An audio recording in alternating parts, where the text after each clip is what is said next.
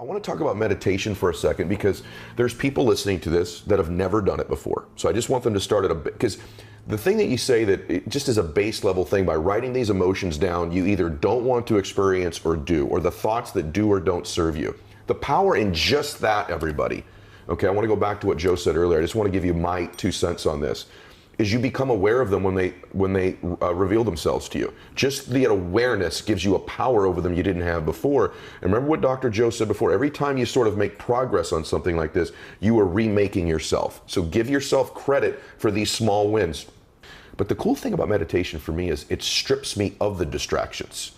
Exactly. It strips me of what I see, of the kinesthetic, of the auditory. Can you talk about just that basic concept for a second? Again, I mean, this is brilliant. This is because you're a practical guy, and so am I. So, all right, so if the word meditation means become familiar with, right? Yes. Then, you know, people say, oh, well, you shouldn't focus on the negative. Well, really? That's 95% of who you are. And you got to begin to dismantle or denature that old personality. And that means you're going to have to come up against the cravings that the body has emotionally. You know, like it's 8 o'clock in the morning and you're doing your meditation, you're normally in traffic and you want to get angry and your body's going, hey, you're off schedule. So let me just find something that's mapped in the brain that I'll bring up a past experience why you can feel a little anger. Well, now once you become aware of that, now the game is on, right? Yes. Because now you're working to become conscious of that and not go unconscious again. And it takes an incredible amount of awareness. Yes. It takes a great amount of consciousness, and you can't have consciousness without energy. So you got to raise your energy in order to get to it. Otherwise, you're going to be consumed. Yes. You're going to return back, right? So if you start becoming familiar, so conscious of those unconscious thoughts, they would never slip by your mind unchecked by you. Now, that is when you really catch yourself, right? And the research shows that you can get better at this. You could actually sense the thought before it comes. So then you start firing and wiring new thoughts. You start thinking to yourself, who am I going to be when I open my eyes? Well, how am I going to make a difference in the world today? Who am I going to be? How am I going to love? How am I going to give? How am I going to serve? How am I going to contribute? What things do I want to really do today? And the act of closing your eyes and just thinking about and rehearsing what you're going to do, your brain doesn't know the difference. And if you get caught up in it, you begin to install the neurological hardware in your brain to look like you've already done it. Now the brain's no longer a record of the past. Now it's a map to the future. You are priming your brain, and if you keep doing it, the hardware will become a software program. You know what that means? You just might start acting like a happy person. Well, there's no surprise there. You installed the circuits. Stress hormones arouse the body, so you have your attention on your body. Stress hormones alert the brain, so you're aware of everything in your environment, like an octopus with tentacles in all different directions. You got to control and predict everything in your life. And if you're living by the hormones of stress, you're always investing your attention and energy into the known future based on the past. So you're on a line of time here, in a timeline. So then, let's think about it. How are you going to make thought more real than anything else? How are you going to create from thought? Well, let's close our eyes. Let's disconnect from the environment. Less sensory information coming into the brain, less distraction, as you said. Let's play some soft music in the background. Let's stick some earplugs in our ear, whatever you want to do. Diminish sensory, but now you're sitting down. You're not eating. You're not tasting. You're not smelling. You're not feeling. So there's less sensory input coming to your body. So then now your brain waves begin to change. They start slowing down, and you move from this beta brainwave pattern where you're aware that you have a body in space and time, or your attention is on the outer world, or your senses are giving you information. Less sensory information. Now your inner world starts becoming more real than the outer world, and you're not the voice in your head that's always talking to you. As your brain waves change, you start seeing in images and pictures and symbols, and less in that vocalization, that sub-vocalization. So your brainwaves start changing the alpha. You're going to start creating, start dreaming, pretending, right? So then, if you say to your body, you're going to sit down for an hour, and I know you're on a program because you wake up every morning and do the exact same thing, and now I'm going to make you sit, just like sit to an animal. You sit. You stay, and your body's going to say, I'm going to die, my bladder is going to explode, I need a coffee, I got a lot of emails to do. That's the program. And you say to your body, today we do battle. Today, this is it. And you sit through that, and you make your way, even though your body's trying to get up, and you keep settling it back down. I'm telling you, when you start your day that day, you will be more kind, more loving, less judgmental, more patient, more present, because you're mastering the present moment. That means you're not in the predictable future. You're not in the familiar past. You're mastering time. And so then, if where you place your attention is where you place your energy, and all of your attention is in the present moment, you've got a lot of energy to do amazing things. And you know when someone's present with you in your life because they're paying attention to you. And you know when they're not present with you because they're not paying attention to you. So the act of getting more present means you're putting a lot of energy in the present moment, and you're taking your power back from all these things and people in your life. So we teach people this. As they start breaking through and they start being able to unfold into this field as an awareness, and they're not putting their attention on their boss or their ex or their wife or their kids or their cell phone or their WhatsApp or their Facebook, they're not thinking at all. So then, as they're sensing the space, they can't think. And if you can't think, you can't analyze. And if you can't analyze, the analytical mind is what separates the conscious mind from the subconscious. We just open the door. Wow. And so now you can reprogram in there, right? So then it's so important then that of the infinite places you can put your attention, let's put it on your heart. Now, where you place your attention is where you place your energy. Why? Because we want this center to bloom. 1,400, 1,300 different chemicals that restore and regenerate the body. Let's breathe. Let's open this up. Let's practice this. Let's learn how to lead with our heart, a different consciousness. Yeah, in the beginning, it's a little difficult, but you stay with it and you practice it, pedal by pedal by pedal. You're placing your attention there. You're putting your own life force back into your heart. You're turning your love inward, and the body will start responding. And in a week's time, if we're doing that 3 times a day or over and over again, sooner or later, that thing's going to start blooming. And just like when your sexual organs are aroused and they're engorged with blood, this center, when you start feeling love, you make a chemical called oxytocin. Oxytocin signals nitric oxide. Nitric oxide signals a chemical called derived endothelial relaxing factor. You know what that is? It causes the arteries in your heart to literally open up. So your heart is going to be filled with blood and oxygen and nutrients. It's physiological. It's going to feel full. You're going to have a heart-on, in a sense. Your heart is going to fill, right?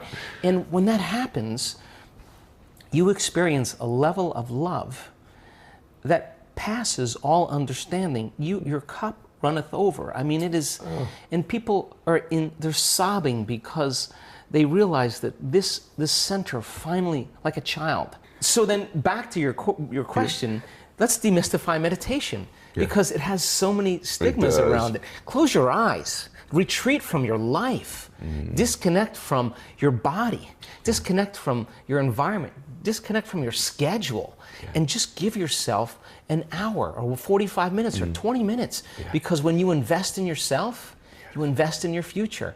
And when you believe in yourself, you believe in possibilities. And when you believe in possibilities, you believe in yourself. And if you don't believe in possibilities, then you don't believe in yourself. And you don't believe in yourself, you don't believe in possibilities. So then, but if you have a community, a living organism, where it's becoming the new normal, and you want to join that living organism, and you want to be a part of that, and every stride you make feeds the living organism. Every stride, every effort you make to connect is amazing, because that which we are seeking is seeking us. It's not like it matches our efforts. And so then when people have that uncompromising will, the same way that they go shopping for a dress or a pair of earrings or go to the gym and work out, with the same intensity, with the same passion, come up against themselves and just say, when the body's given everything it has, it's when you say,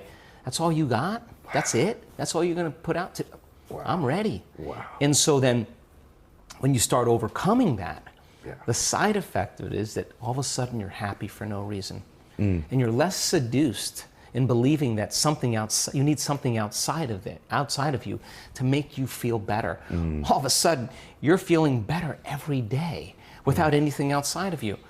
And now all of a sudden, you start showing up unpredictable in your life. They're saying, that Ed guy, he's different. He's He's different. on a different medication. Something's going on with it. But in actuality, you're just freer, right? Oh and my so, gosh. so then as we begin to remove these layers that stop the flow of the divine in us, that in essence in us, the side effect is we become more willful, we become more mindful, we become more conscious, we become more loving. It's its nature, you know. Yes. It just becomes who we are. I love how you explain things that everyone that's listening to this has had flickers and little moments in their life of this, and there's been a moment or two where you've had that red tie experience. There's been that moment or two where you felt bliss or energy, and now Dr. Joe's beginning to give you the formula and the recipe to do that all the time, to be that to become that person. Hey, it's Ed Mylett. I just wanted to thank you for being here, and I would ask you to please subscribe to the show. If you just click the subscribe button here, I would really appreciate it. It helps the show grow so we can get even more successful guests on the program to help you. At the same time, if you're subscribed, you're going to get access to the programs before anybody else in the world gets access to them. So if you would, click subscribe right here. Thanks so much. You have this unbelievable saying that you say, your personal reality is dictated by your personality, right? Exactly. And so just step back into that just for a second, Okay. the application of it in creativity for people. And then is it a temporary change? Okay. Thank you for asking the question, because we also discovered that you didn't have to have those transcendental moments. Okay. All you had to do is work on regulating your internal state every day. And the novice meditators, people who just came to an event that really had no experience in meditation but immersed themselves for 7 days, Okay. our data suggests at the end of 7 days, their body completely looks like they're in a different life, a completely different environment. The science is pointing the finger at there's strong environmental changes going on in the person's biology, but they're in a ballroom. Right. Oh, there's not a lot of things happening in a ballroom, but so then how does that happen? Okay, so the application then becomes important for everybody, because when we started looking at advanced meditators that didn't have those transcendental states, but they practiced meditation every day, there was a dosing effect. In other words, the more they self-regulated, the more they were resistant to the things in their environment. Well, let's think about that. If I say to you, Ed, why are you upset today? And you say, I'm upset because of the staff member, I'm upset because of what I heard on the news, there was traffic, I was late. What you're really saying is, my environment, some person, some condition, something in my outer world is actually having control over the way I feel and the way I think. Right. And so that's a subconscious program called victimization. Anything that controls you, the way you feel and the way you think, you're victim to. Now, the problem is that the majority of times our response to the environment weakens the organism. Okay. That means that your fear, your anger, your aggression, your Weakens impatience you. weakens the organism. Yep, you. So now the environment is actually causing the organism through the stress hormones and the long-term effects to really start down-regulating systems in the body, right? So then, incredible. So as long as you react to your environment and the response is causing you to become weakened, you're victim to your environment. Well, what makes sense then would you be more susceptible to anything in your environment because you're a victim to it. But the process of change is the difficulty is that 90% of the thoughts you think are the same thoughts you thought the day before. Nerve cells that fire together wire together. Keep firing the same thoughts, keep making the same choices, keep doing the same things, keep recreating the same experiences that stamp the same networks of neurons into the same patterns, all for the familiar feeling called you. And do that enough times, and your biology, your neurocircuitry, your neurochemistry, your hormones, your gene expression stays the same because you're the same. Okay, so then instead of sitting down, trying to meditate for 10 minutes and say, then believe in the thought I can't meditate, or I don't have enough time, or I'm a really important person, or I got too many emails to answer, or it's garbage day, or it's my mother's fault, it's my ex's fault, I want to complain, I want to blame, I want to make excuses, I want to lay down, my bladder's full, I like this, what am I doing wrong? They're agitated, impatient. That's the personality that has been hardwired and conditioned emotionally into the past that's resisting the unknown. It would rather cling to suffering than take a chance in possibilities. So our events, we say, okay, here's the knowledge, and I can say now with a great degree of certainty, more than ever, that if you actually do this and you stretch yourself a little bit further than where you would normally go at home, your brain will change.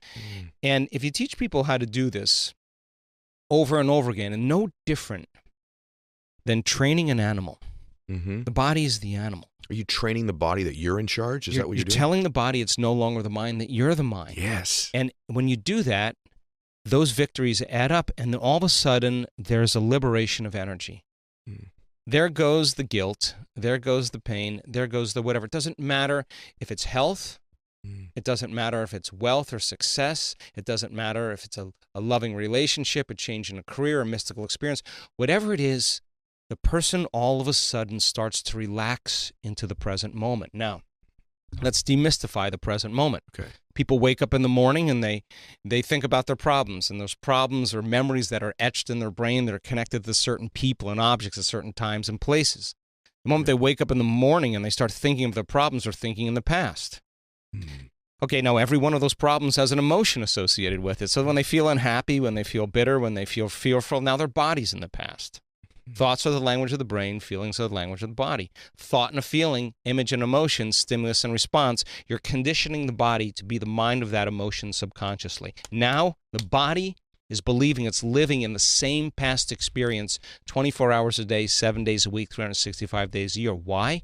Because the body's so objective, it doesn't know the difference between the real-life experience that's creating that emotion and the emotion that person is creating by thought alone. Important. The body doesn't know the difference. And so the environment signals the gene, that's epigenetics. The end product from an experience in the environment is an emotion.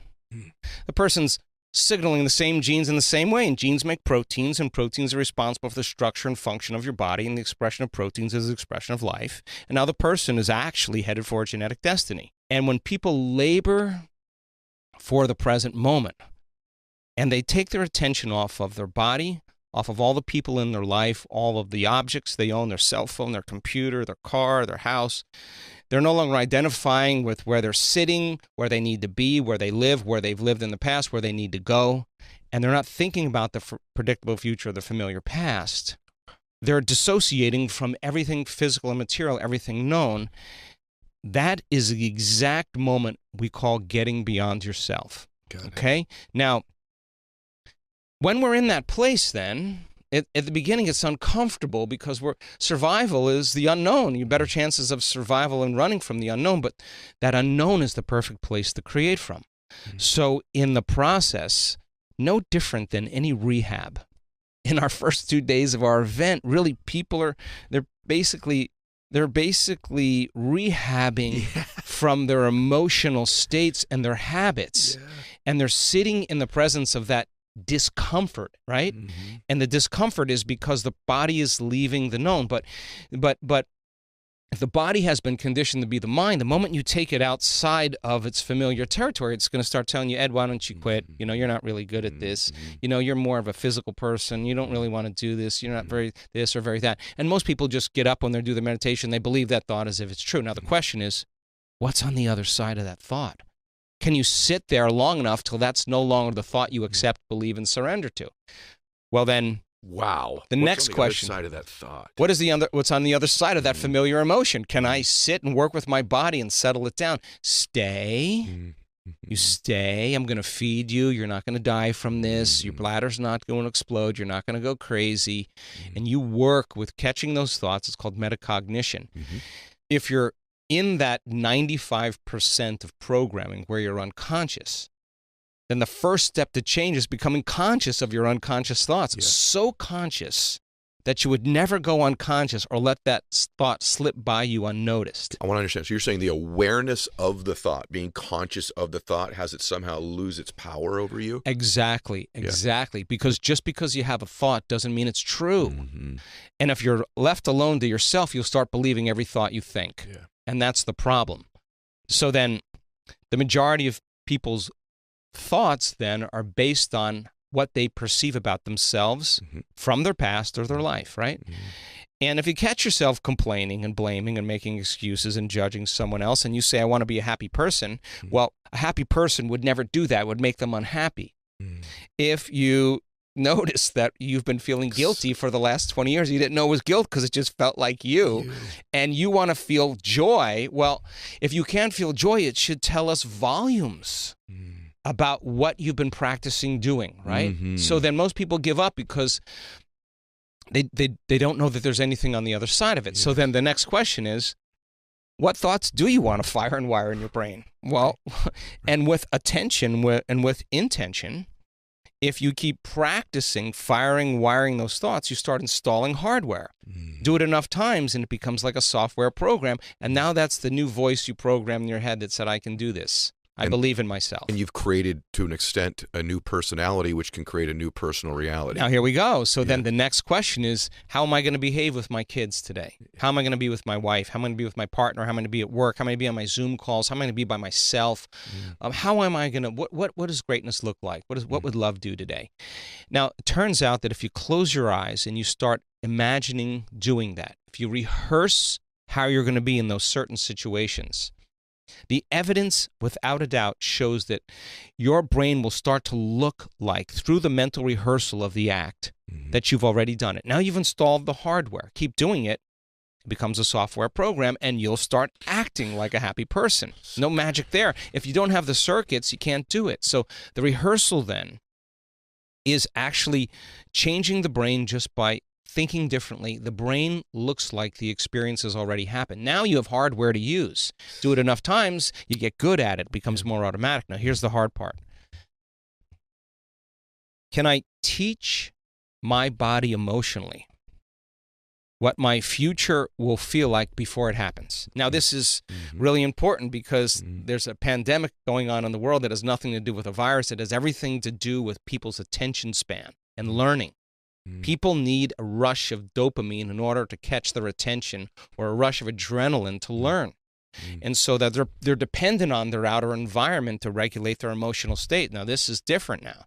Now, I'm going to say to you, get in that beautiful heart of yours, and I want you to feel gratitude for the event before it occurs. Well, I can't feel it because it hasn't happened yet. Yeah, that's the conditioning. That's the hypnosis.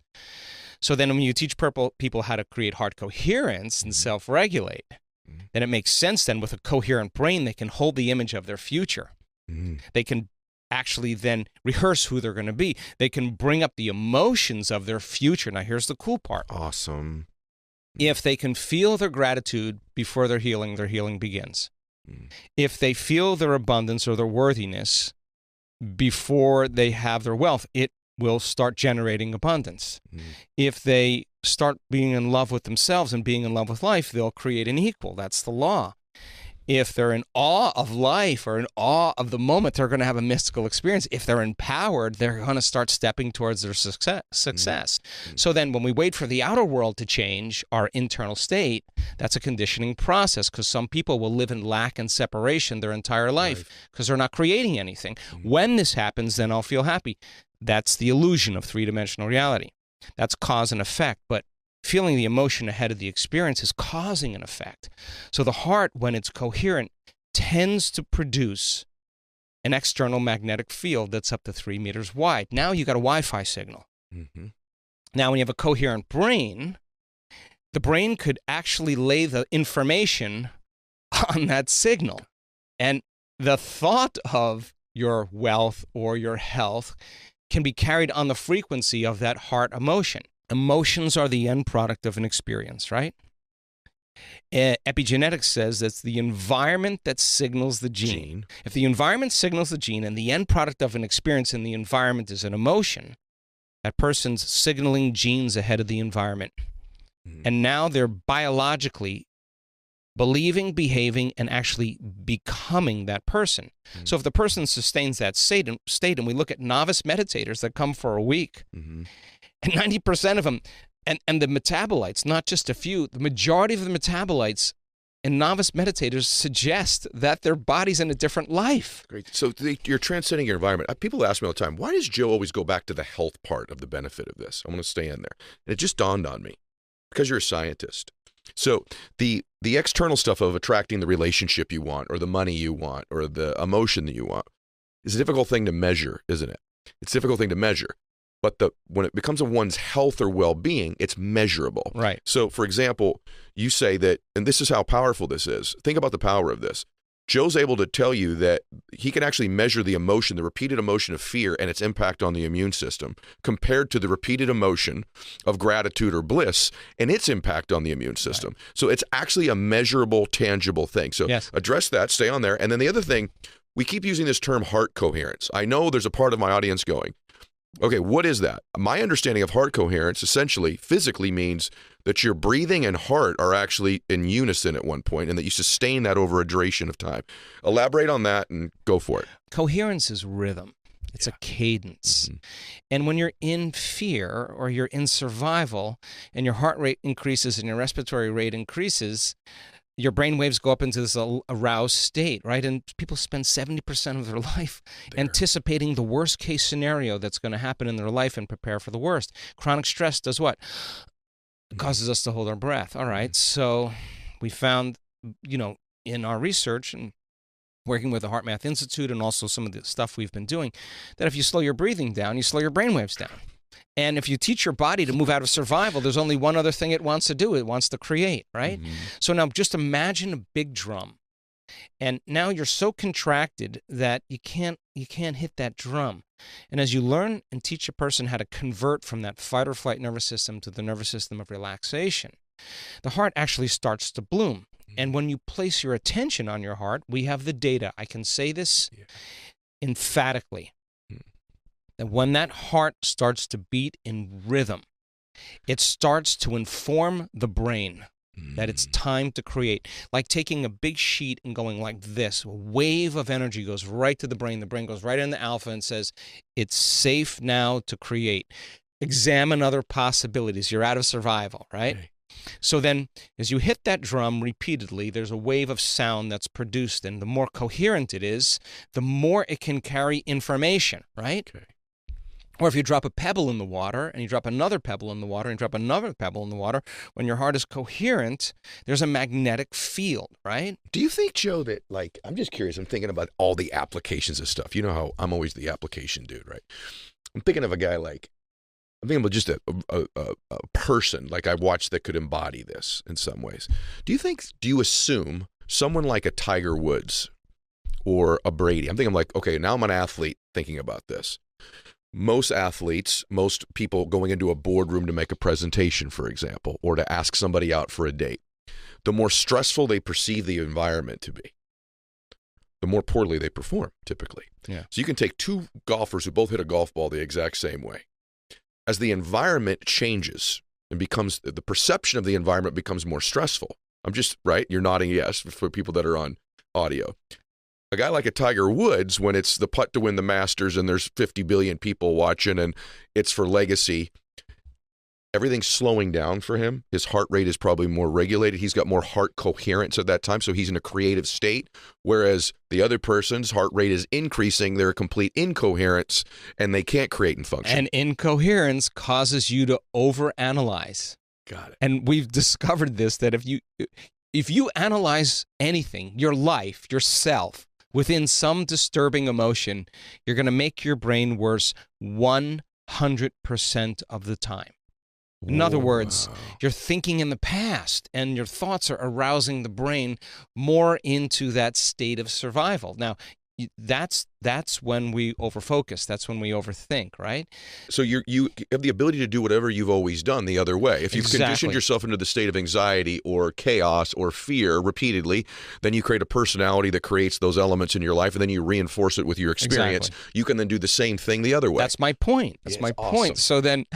So then the person's having a spontaneous love attack. Mm-hmm. They've done it enough times. Their body's going, hey, it's been about 2 hours without a little love. Well, let me just automatically do that. And so now, when you feel these elevated emotions, it activates the prosocial networks in the brain. Survival creates the protective networks. Like, I don't trust you. I'm separate. You're different. I'm going to do my own thing. I'm selfish right now. It's all about me. Let's compete. Let's fight. Let's manipulate. Let's force it. Let's control it. Let's do matter trying to change matter. That's kind of the program, right? It is. So then the opposing part of this is that when people start to connect and they start to have these elevated states, then something really unusual happens. The reality seems to conform in ways that are equal to who they're being. So now the heart is saying to the brain, it's time to create, and now your energy has changed, and nothing changes until we change our energy. And when you change your energy, you change your life, right? And so then the idea then is to be able to maintain that modified state of mind and body your entire day. And as I said, get so good at doing it with your eyes closed that you can do with your eyes open. Now, if you can sustain that state for an extended period of time, I don't care what you want, and people have created all kinds of things. I use health as the example because it's really relatable. Now, all of a sudden, it's like you're no longer having to go and get it and do something like matter to matter to go get it. And until you arrive at that experience, you're in lack or separation until the experience happens. It takes a feeling like, oh, my God. Well, this is kind of like the opposite. This is like you're not going anywhere. Everything's coming to you. So the thought tends to have an electrical charge in the quantum field. It tends to be the directive. It sends the signal out. And the heart tends to have a magnetic field. It tends to draw the experience to us. So then if you teach people how to create from the field instead of from matter, they will shorten the distance between the thought of what they want and the experience of having it, between the cause and the effect. Now, think about three-dimensional reality. Many people can develop the skills to become successful. They can make the right choices. They can study real hard. They can practice. They can get trained. But they're going to follow certain rules of Newtonian physics. It's just going to take time to get what you want. It's just going to take time and hard work. Well, there's nothing wrong with that. You do that for a while, and sooner or later you're going to say, is there another way? Now, this is where it gets exciting. Okay. If it's not matter that's emitting the field, it's the field that's creating matter. If I can change the information in the field, I can change the expression in three-dimensional reality. So if you can teach a person to become nobody, no one, no thing, nowhere, in no time, to become pure consciousness, and disconnect and dissociate from everything physical and known in their three-dimensional reality, and we have data to say that people can do this. Now, all of a sudden, if they become aware that they can actually connect to that field with their awareness, and they're not at Mylett any longer, they're a consciousness, they're awareness in infinite vacuum and in emptiness in space. It would be like the illusion is the virtual reality headset. You're taking the headset off. You can't get the upgrade from inside of it. If you could have a coherent heart and a coherent brain and create from the field instead of from matter, every thought in the quantum field produces a frequency. If you can feel the frequency of that thought and you experience it, you're shortening the distance between the thought of what you want and the experience of it. And you're creating coherent patterns of energy in the field that actually change the hologram in three-dimensional reality. So for me personally, I've done a lot of the matter stuff, got really good at it, and then I just said there's got to be another way. So demystify the process. I don't care what you want. I don't care if it's a trip somewhere or a new life or a new car or whatever. People who do this, what do you think they feel when they see that first synchronicity? You think they're going to be like, oh, I don't want to meditate tomorrow. I'm going to do this. Are you kidding? The synchronicity happens and the energy, the surprise wakes the person up and they go, whatever I'm doing inside of me is producing some effect outside of me. I better pay attention to what I'm doing and keep doing it. And every human being's had some glimpse of this at least some point in their life. The point is that this can be happening on a regular basis for you. The real irony of all of this is this idea of changing from matter to matter and then moving into a higher space where it's energy to matter. The truth is that when you get there, if we're going a little bit deeper, is that the very thing that you think you want to create in matter, you don't really need to create it. No, because listen, when you get to when you start connecting to those greater frequencies, you're moving closer to source. And what is source? Pure love. What is it? Oneness, wholeness, whatever you want to call that. It's right there the whole time. It's ineffable. It's like it's the most familiar, unfamiliar feeling you'll ever have. And we came from that place, we came from there. And so you're in an experiment called three-dimensional reality, consciousness, and the never-ending process of self-discovery, right? And so now the person who has the synchronicity, who has the coincidence, they're this is what I love about our community more than anything else. They do the work. They're not philosophers. They're not theologians. They're not academic. They are out of the bleachers and they're on the playing field. Every day they're creating. And the person who heals from their disease, they're not saying, why am I not healed? They're saying, what is it about me that I still have to change that will create the healing? This is a different experiment now. Yeah. And so now we had a guy that came in a wheelchair at an event we did recently. He came in that throne. He had ALS. He walked from the back of the room all the way to the stage, walked up the stairs out of that wheelchair on his own. I asked him, he said, I just have to work on staying in this emotional state, because the longer I stay there, the more I'm noticing that my body's responding. He's not saying why am I not healed. He understands that the only way he can actually heal is to change him, right? And so now it becomes very practical, right? It becomes very practical. Don't you think it's important, that practical part of it? I think sometimes people think they're disqualified if they can't explain something they do well. I'm going to tell you one of the interesting things on the show. Many of the people that do things exceptionally well that have been on my show, athletes or entertainers, really don't do a very good job of explaining it. Yeah. They embody it. And I think sometimes someone listens to somebody like you who can explain this and think that they're disqualified from becoming good if they can't explain how they're doing it. Yeah. But the truth is, it's a repeated experience that becomes familiar for them without the need to express how they're doing it. Right. Again, for me, This is your life, is teaching people to do this and giving them the tools. But for the vast majority of people, it's creating the experience that they're going to have. Everybody has done this at least once in their life. Exactly. What did they do? They sat down and they said, what would it be like to be happy? What would it be like to be healthy? What would it be like to have a new life? What would it be like to be in love? And they asked the question, instead of getting on their cell phone and texting someone or posting, they actually sat there and they actually said, let me answer the question. Let me get uncomfortable here. And what is it that I truly want? What would I have to change about myself to be healthy, to be happy, to be successful? What are my bad habits? They get busy writing down all the choices they want to make, all the things they want to do. They start writing down all their goals, all their experiences, and every goal or experience they write down in their future, there's an emotion. They get inspired, they get optimistic, they get grateful, they get energized, and those emotions fuel more thoughts. And now they're actually changing their biology. And then they do something really, really, really, really important. They start looking at the thoughts that they no longer want to think. They write them down. I can't. It's too hard. I'll start tomorrow. I don't feel good. They start looking at the choices they're going to have to stop making. And when they understand when they stop making those choices, it's going to be uncomfortable. That's the hardest part about change. They start thinking about the things they have to stop doing. I got to get off the couch. I got to stop watching this. I got to stop overeating, whatever it is. And then we've all done this.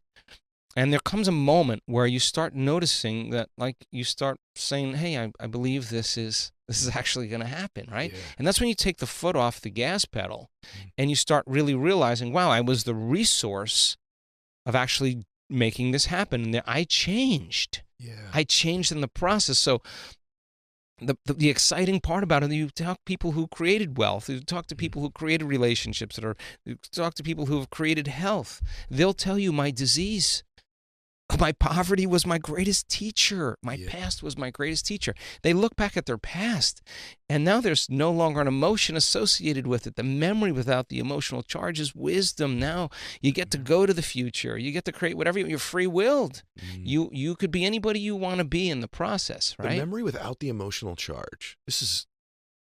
That's how you erase its impact on you from the past. I want to ask you something about that. I've always wanted to ask you this. And by the way, Joe and I, we've flown on my plane together. There's all these times I wanted to ask you this question. And I wondered, because I have created some things in matter in the material world that maybe now I'm at this place where it's dawned on me all along. My fear is that I think sometimes if I think the way I'm about to ask you about, maybe I wouldn't have created any of the material things, which I know is flawed thinking. And it's this. It's that this idea that you can get to this heighted, gamma wave brain state, and you're just fully intentional, right? Having an intention at that time. We have a culture that's been taught for years and years and years to get really clear intention about the physical matter things we want. I want $1 million in the bank. I want a private jet. I want to weigh 150 pounds. But the truth is, we really don't want those things. We want the emotion we think those things will give us. Wouldn't it be smarter for people to get, and very few people ever do, to get clear about the emotions they wish to experience on a regular basis and not the physical matter things? Well, that's exactly the point. That's exactly the point. And look, people can create all kinds of wealth, Ed. They can create all kinds of abundance. They can have the cars, the homes, and everything. But if they can't be present to enjoy them, I've sat with billionaires and they've looked me in the eye and said, "We're all miserable. Same here. We're all miserable."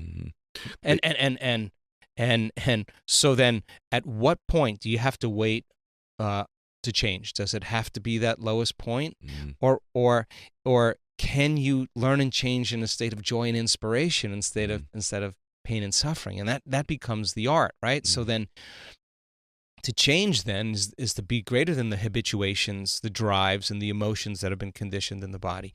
To change is to be greater than the conditions in our environment, that every person, every object, everything in our life has a neurological network associated with them. They're knowns because we've experienced them, and we have an emotion associated with them. So if you're not being defined by a vision of the future, you're left with the memories of the past, and you see your ex, and you're going to see your ex through the memory of your past neurologically, and that's going to elicit an emotional response. And you're thinking and feeling equal to your environment, your life's not going to change. So then the next question is, how could I overcome that condition that with my ex? Can I actually forgive? Could I actually open my heart? Can I actually... The reason we do this is because the stronger the emotion we feel towards someone or something in our life, the more we pay attention to them.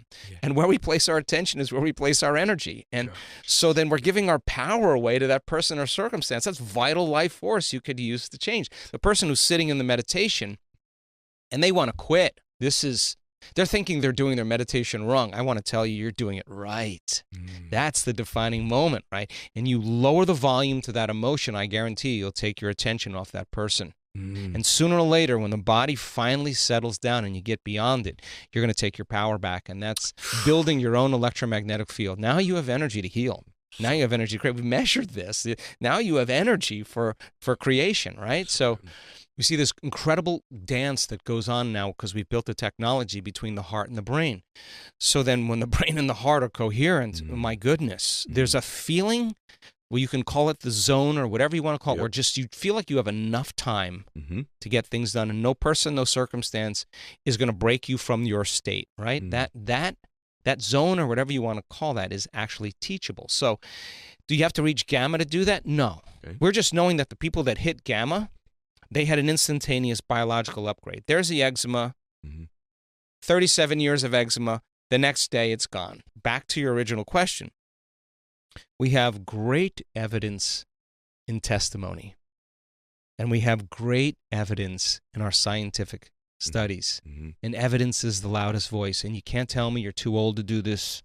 You can't tell me you're too sick to do this. I've seen people with 50 brain tumors that were emaciated, couldn't walk, couldn't speak, on the stage, talking in front of an audience. Can't tell me you're too sick to do this. Now, if you examine that person, who comes to the event and there's no hope, you have 3 months to live, you have 6 months to live, and they're not accepting that or believing that or surrendering to that. They're actually saying there's got to be some other way. There's got to be some other way.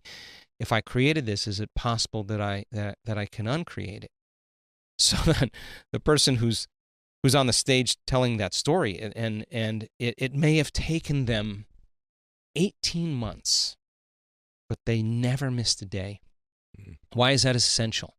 Because there were days where they felt so bad in their body, so sick that they didn't feel like doing their meditation, but they did it anyway. There were days they had so much doubt because their condition was actually worsening and they could have succumbed to their doubt, but they did their meditation anyway. There were days that they were in such incredible fear because the doctor told them it was 3 months and it would be over, and it was the 3-month period, and they had every reason to not do their meditation, but they did it anyway. They could have said, I don't have enough time, I have kids, I got schedules. They found time to do it, and it was the overcoming that was the becoming process. Becoming. And when they became that person, what is the side effect of your own personal transformation? For example, most people, when they have a physical health condition, the moment they notice there's a change, like in pain, in something, in their sleep, whatever it is, there's some change. They make the connection right away, and that's when it's the dog on the bone. Now they're doing it twice a day, not because they have to, because that's their medicine. And I have sat with the scientists that have come to our events. I asked them to participate in a week-long event, and the one guy who's looking at the virus outside the cell, I said to him, well, how is this going to change? How is this going to change the way you do research? He said, this is my medicine. I've seen what it does. And people say, oh, are you saying meditation actually can cause your body to be resistant to viruses? I say, no. I'm not saying that. The data is saying that. I'm not. This is not what I'm saying. The data is actually saying that. So what a great time in history to be alive, because you could be young. We have people that are 8 years old, 9 years old. We have usually about between 70 and 100 kids that come to our event that are under the age of 25 and under. We have kids that are 7, 8, 9 years old that participate all the way. I got down on my knees with one of these kids, and we were doing a specific meditation, and I leaned over and I said to him, "How was that?" And he said, "That felt really good." And why do I want that to be a normal feeling for him? Because I want to know who he's going to be. Yeah, we're changing his gene expression at that age, right? And so it's an amazing time. This is a time in history where it's not enough to know. This is a time in history to know how. So my interest, to answer your question, is to demystify the process. No different than learning how to hit a golf ball. Everybody that has a skill that can do anything really well has done the exact same thing that I'm talking about. There's nothing different about it. Yeah, but you're demystifying by giving us the recipe and the formula and using science to validate it, really for the first time. That's really the difference. Yeah, and but really, don't believe me. Right. Don't believe me. Go out and experiment with it. Yeah. Go out and experiment. See, if I change my energy, will my life change? Let's talk about some basic stuff today first. Lay the foundation. Nothing with you is basic, but what is the power of thought? Because we talk about this all the time. This in personal development today, everyone's talking about, you got to control your thoughts and control your habits and all these things. And there's a baseline message about that. But you're the best in the world at explaining exactly why this is so important. So give us some background there. Yeah, I think, everything starts with a thought. I mean, everything that you do in your life, you have to have a thought before you initiate an action, right? So if you believe that your thoughts have something to do with your destiny, like any great leader in history understands that, the first thing you have to do is you have to decide, are you going to be defined by a vision of the future, or are you going to live by the memories of the past? So I'll give you an example. Most people wake up in the morning and your brain is a record of the past. It's an artifact of everything you've learned and experienced to this moment, right? It's a memory bank. So most people wake up in the morning and they start thinking about their problems, and those problems are connected to certain people and things at certain times and places. And the moment they start turning on those circuits, those memories are actually causing them to think in the past. Every single one of those memories has an emotion associated with them, and emotions are the end product of past experiences. So then the moment they recall the event, or they recall some problem in their life, they start feeling unhappy, they start feeling discouraged, they start feeling anxious. Now, thoughts are the language of the brain, and feelings are the language of the body, and how you think and how you feel creates your state of being. So we could say then, most people's entire state of being when they start their day is in the familiar past. Well, if you live in the familiar past, then it makes sense you're going to create the predictable future. So what happens for most people is they get stuck in their biology. So think about this. Your body is your unconscious mind. It doesn't know the difference between an experience in your life that creates an emotion and an emotion that you can create by thought alone.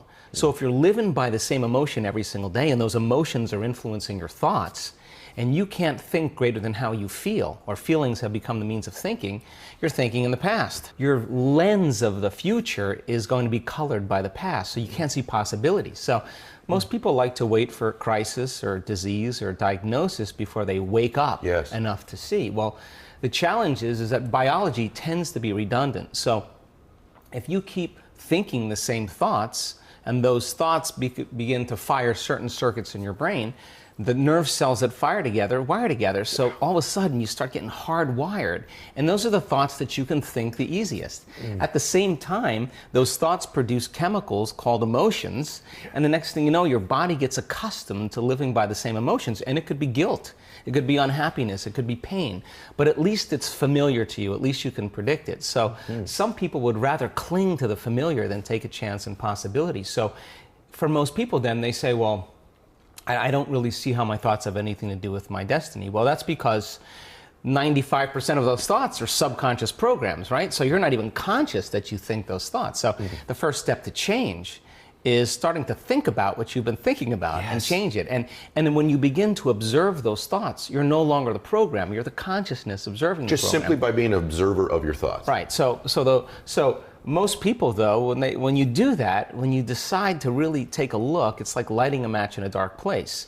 So you feel uncomfortable. So it's easier to turn on your TV, it's easier to play with your cell phone, to distract yourself from those feelings. Well, when you understand that change really requires becoming uncomfortable to a certain degree, and that's normal, that you're leaving the known and you're stepping into the unknown, then it begs the question, what thoughts do you want to fire and wire in your brain? Because your attention on those thoughts begins to reorganize circuitry, remold the brain.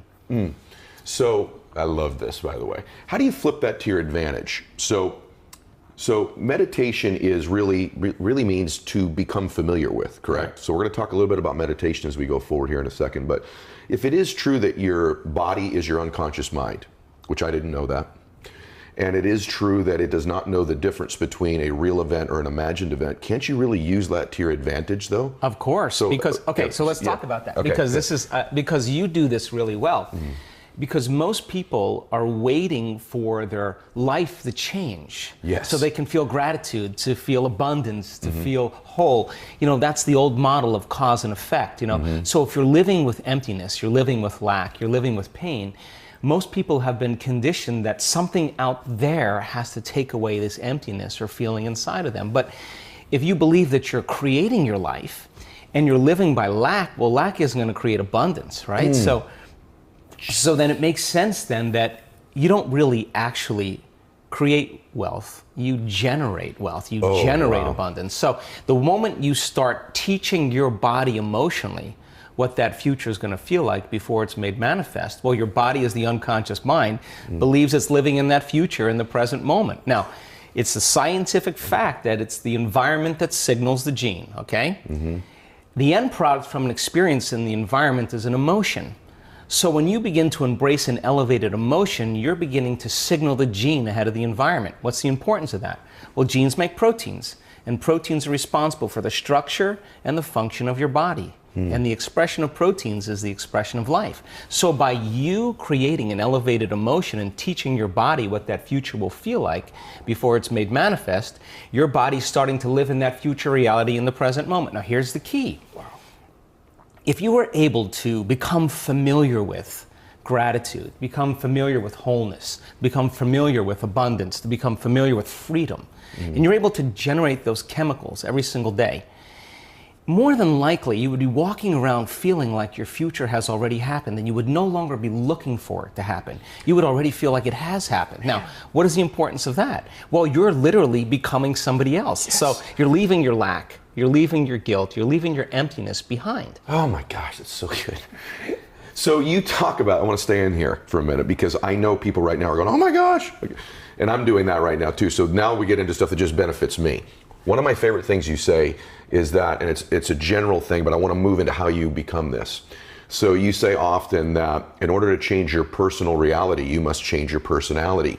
But I think also that people maybe aren't aware of how that personality was formed. And we started to go down that road, but I want to keep going for a minute. Sure. And so you talk often about how a mood over time can end up turning into a personality of sorts. So could you talk about that a little bit? Sure, let's talk about it in two ways, okay? So your personality, literally, Ed, is made up of how you think, how you act, and how you feel.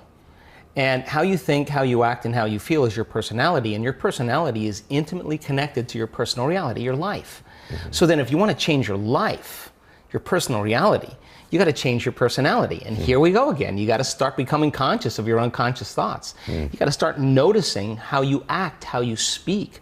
You got to pay attention to how you're feeling. Some people would live in guilt their whole entire life and don't even know it's guilt because at least it feels like them.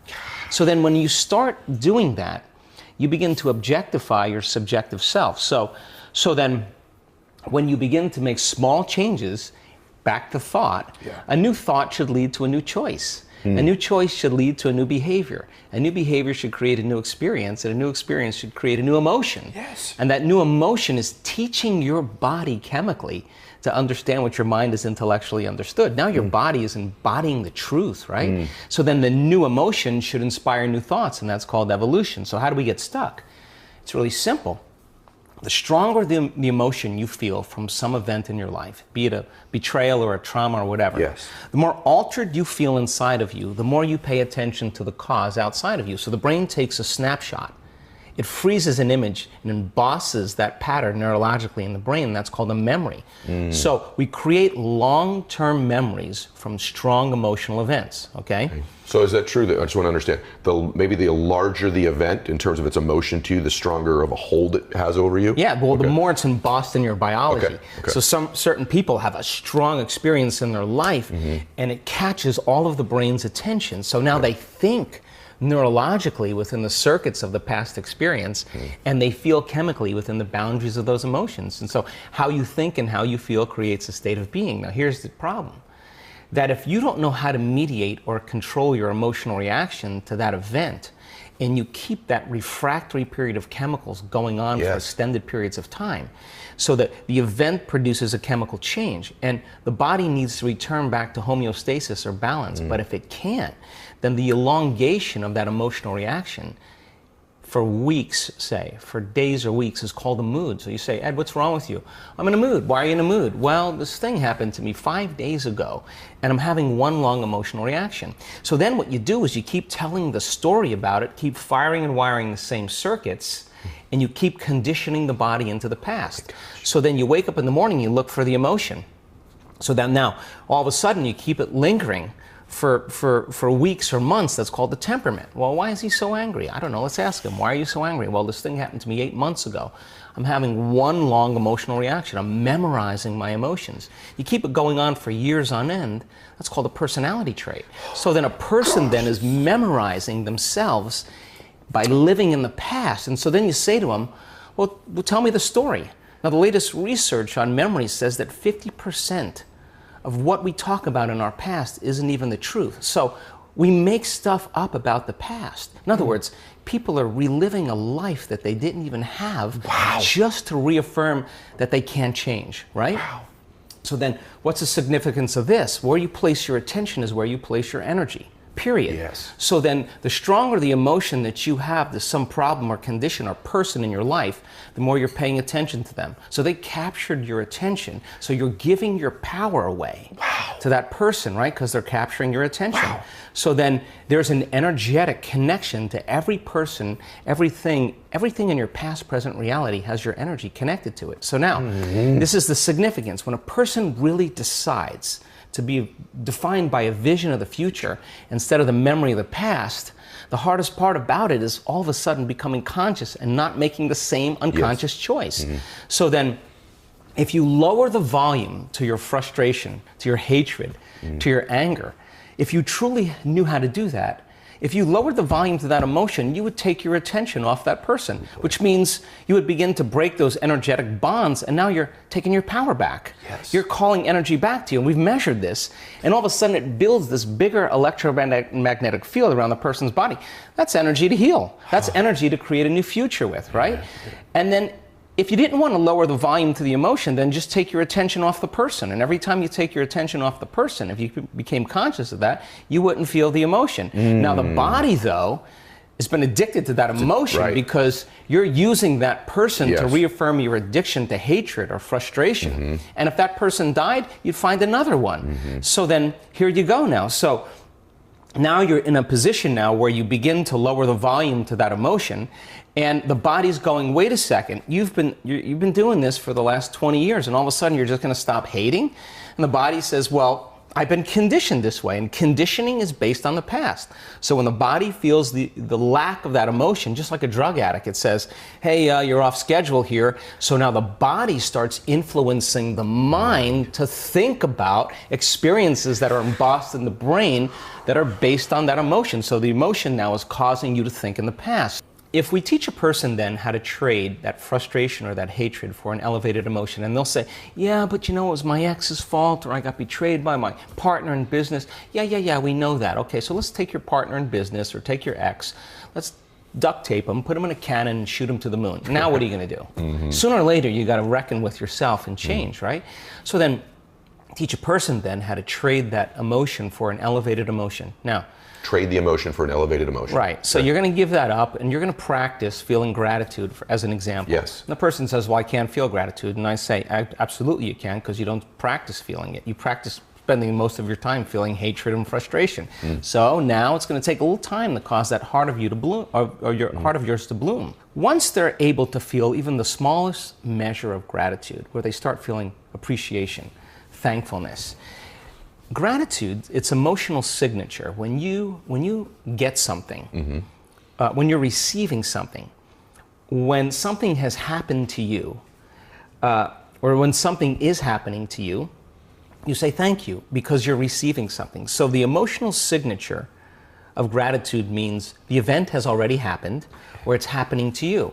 So the moment you open your heart and you feel gratitude, well, that emotion then is telling the body that the experience has already occurred, and the thought then can make it into the body because it's consistent with the thought. So now you're beginning to program the autonomic nervous system into a very specific destiny. You got to maintain that modified state of mind and body your entire day, independent of the conditions in your outer environment, independent of your body's cravings of those emotions and habituations, and independent from time. And if you can, get ready, because something weird or unusual, some synchronicity, some coincidence, some opportunity is going to land in your lap. And you didn't have to go and get it. Yes. It came to you. Now you're the vortex of creation. So if you say to me, well, I was feeling gratitude, but then there was traffic, or my coworker sent me a nasty email, then I would say, oh my God, you mean you're allowing your environment, your outer environment, to control how you feel and think? You're back to the unconscious program that you're the victim to your life. You got it. But when you start producing those outcomes in your life, you're going to pay attention to what you did inside of you, and you're going to believe more that you're the creator of your life and less of the victim of your life. That is so unbelievable, the way that I've never heard anybody ever say it like that before, because I've watched people who's, this person's caused this insecurity in their life. And even when they remove the person, what they'll do is, okay, now I'm going to feel gratitude, what you just said, but their body is still addicted to that emotion, and they go seek other references to get them that emotion again. So the first thing you said that I love, that I've not heard before, is one is acknowledge when that addiction rears its head again, just by acknowledging it. The second thing that really nobody talks about is, it's wonderful to meditate and to get into that space, but then you must get up and be active towards that goal. That's what most people don't ever talk about. We're changing our brain and body to live in that future present reality so that you feel connected to a future instead of the past. And when you're connected to the past, you're looking for it. And if you're looking for it, you're separate from it. If you're being it, then there's a complete change in energy, and nobody changes until they change their energy. And when you change your energy, you change your life. After 8,500 brain scans, I can tell you that you and I are at our absolute best when we get beyond ourselves. That is the elegant moment where we're free enough to create without any encumbrances. So this has been measured too. So there's these different energy centers in the body. Is it true that if you're holding on to these other emotions, I just want a basic answer for this for the group too. If you're holding on to these negative emotions and you're not moving towards this more empowering emotion, what happens to these energy centers in the body? Can you describe that to some extent? The majority of our thoughts and feelings are connected to our sexuality, to our victimization, our guilt, our suffering, our shame, our unworthiness, our self-doubt, or our importance, our control, our fear, our anger, our frustration, our hatred, our judgment. Those are the first three hormonal centers in the body. And those first three centers have everything to do with survival. And those centers are energy consumers. Orgasm, digestion, stress. is a lot of energy that we're drawing from our very vital life force, our resource of light and information, and we're turning it into chemistry, and we're literally robbing the body's energy, right?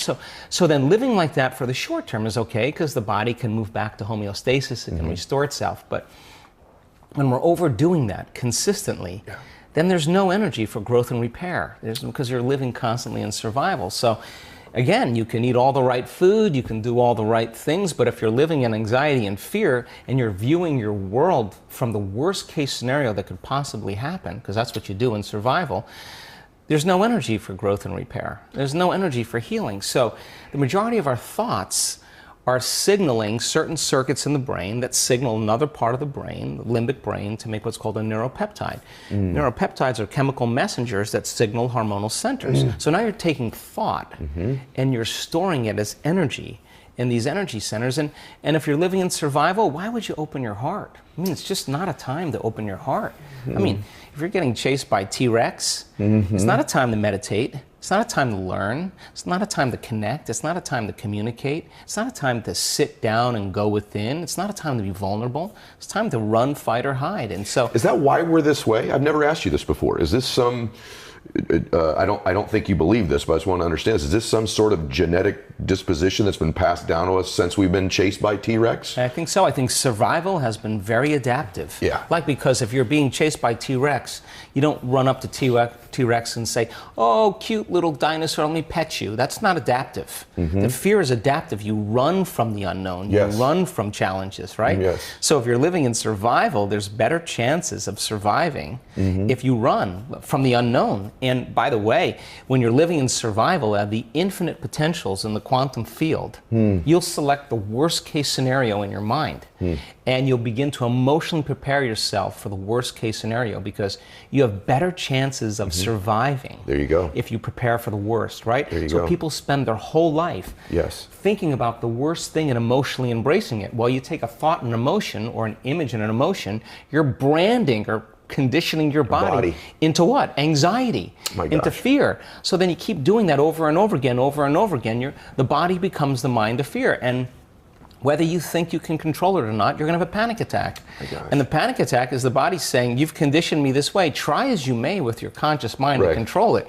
You programmed it subconsciously. Then you start worrying about the next panic attack, and it's that very anticipation that keeps the person on the hamster wheel, and robs them of all of this energy as well. They're absolutely so they don't believe in possibility when they're living in that state, because in survival, it's not a time to create. All the blood flow is going to the hindbrain and away from the forebrain. There's no physiology really for a person to begin to create a new future.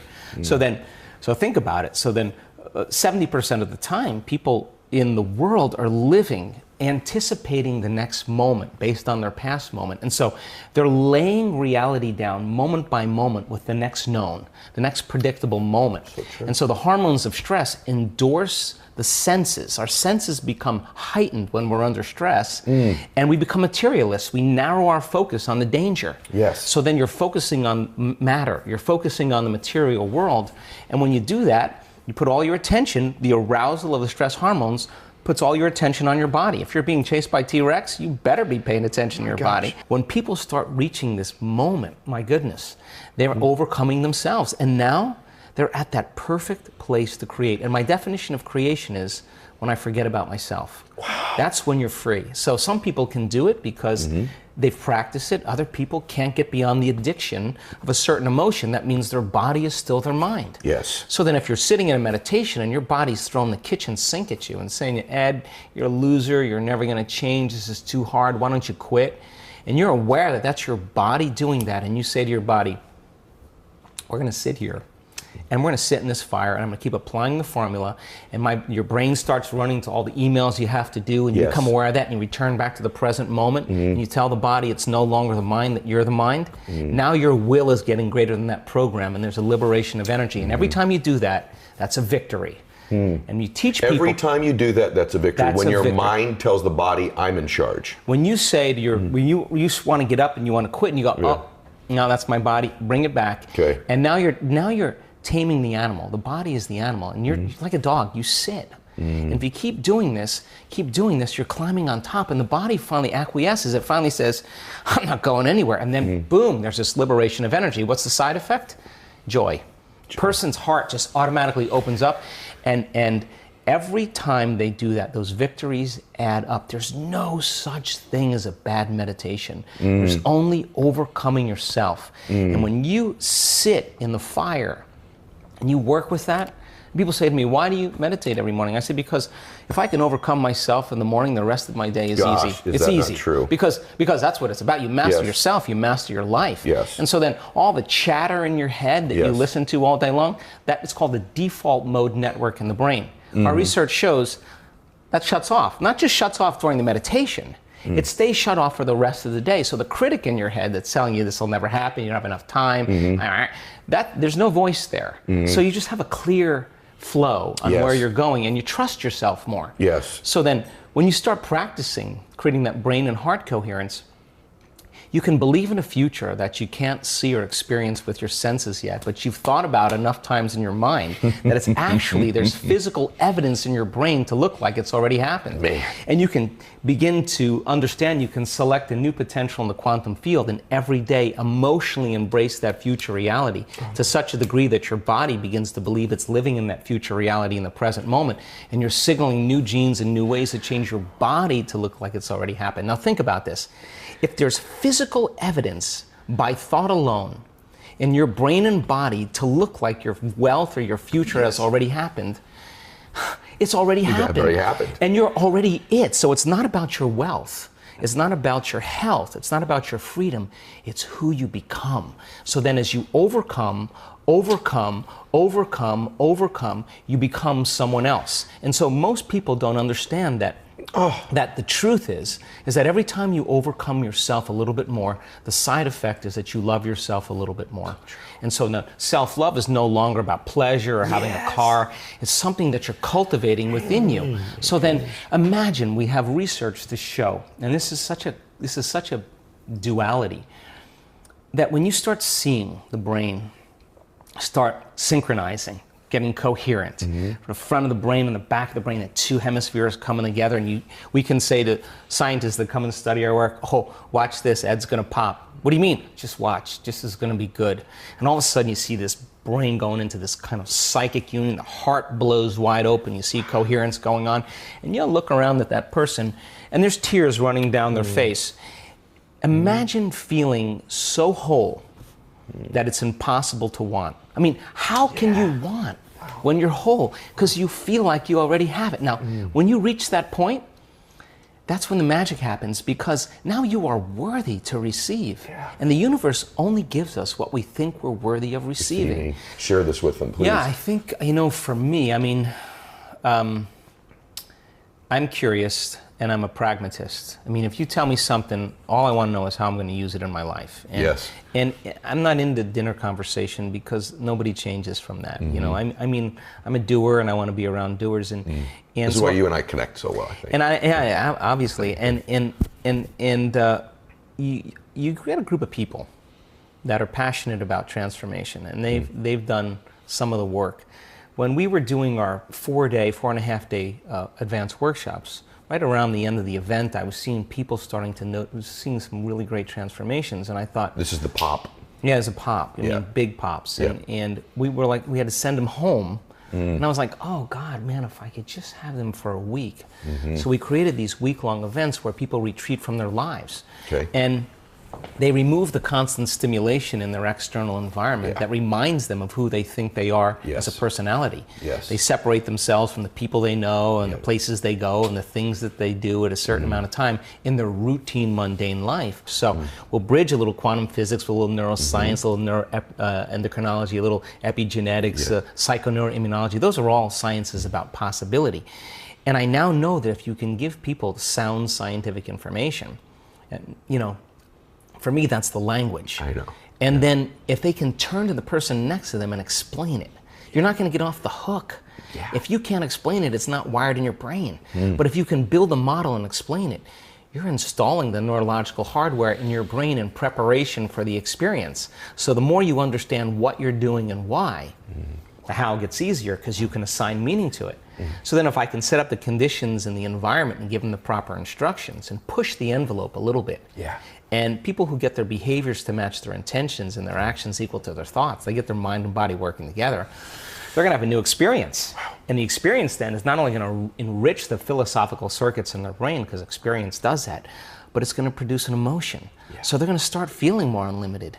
They're going to start feeling more free. Now they're teaching their body chemically to understand what their mind is intellectually understood. So if you've done it once, you should be able to do it again. You have the recipe, you have the formula. So if you can repeat it, you will neurochemically condition your mind and body to begin to work as one. In other words, the body will start to learn how to do it as well as the mind, and you won't have to consciously think about it any longer. So it gets easier, right? So we follow that format, and the first couple days is that getting beyond your life, getting beyond your emotions. Everybody's got to do it, but if you just keep applying the formula, keep going, and I keep reminding you and keep building the model, I give them numerous opportunities to connect. Okay. And numerous opportunities to overcome themselves. Sooner or later, you're just going to figure it out. It doesn't matter. You're just going to figure it out. And when you do, then we start seeing now these incredible transformations and changes. And it's like a 4-minute mile.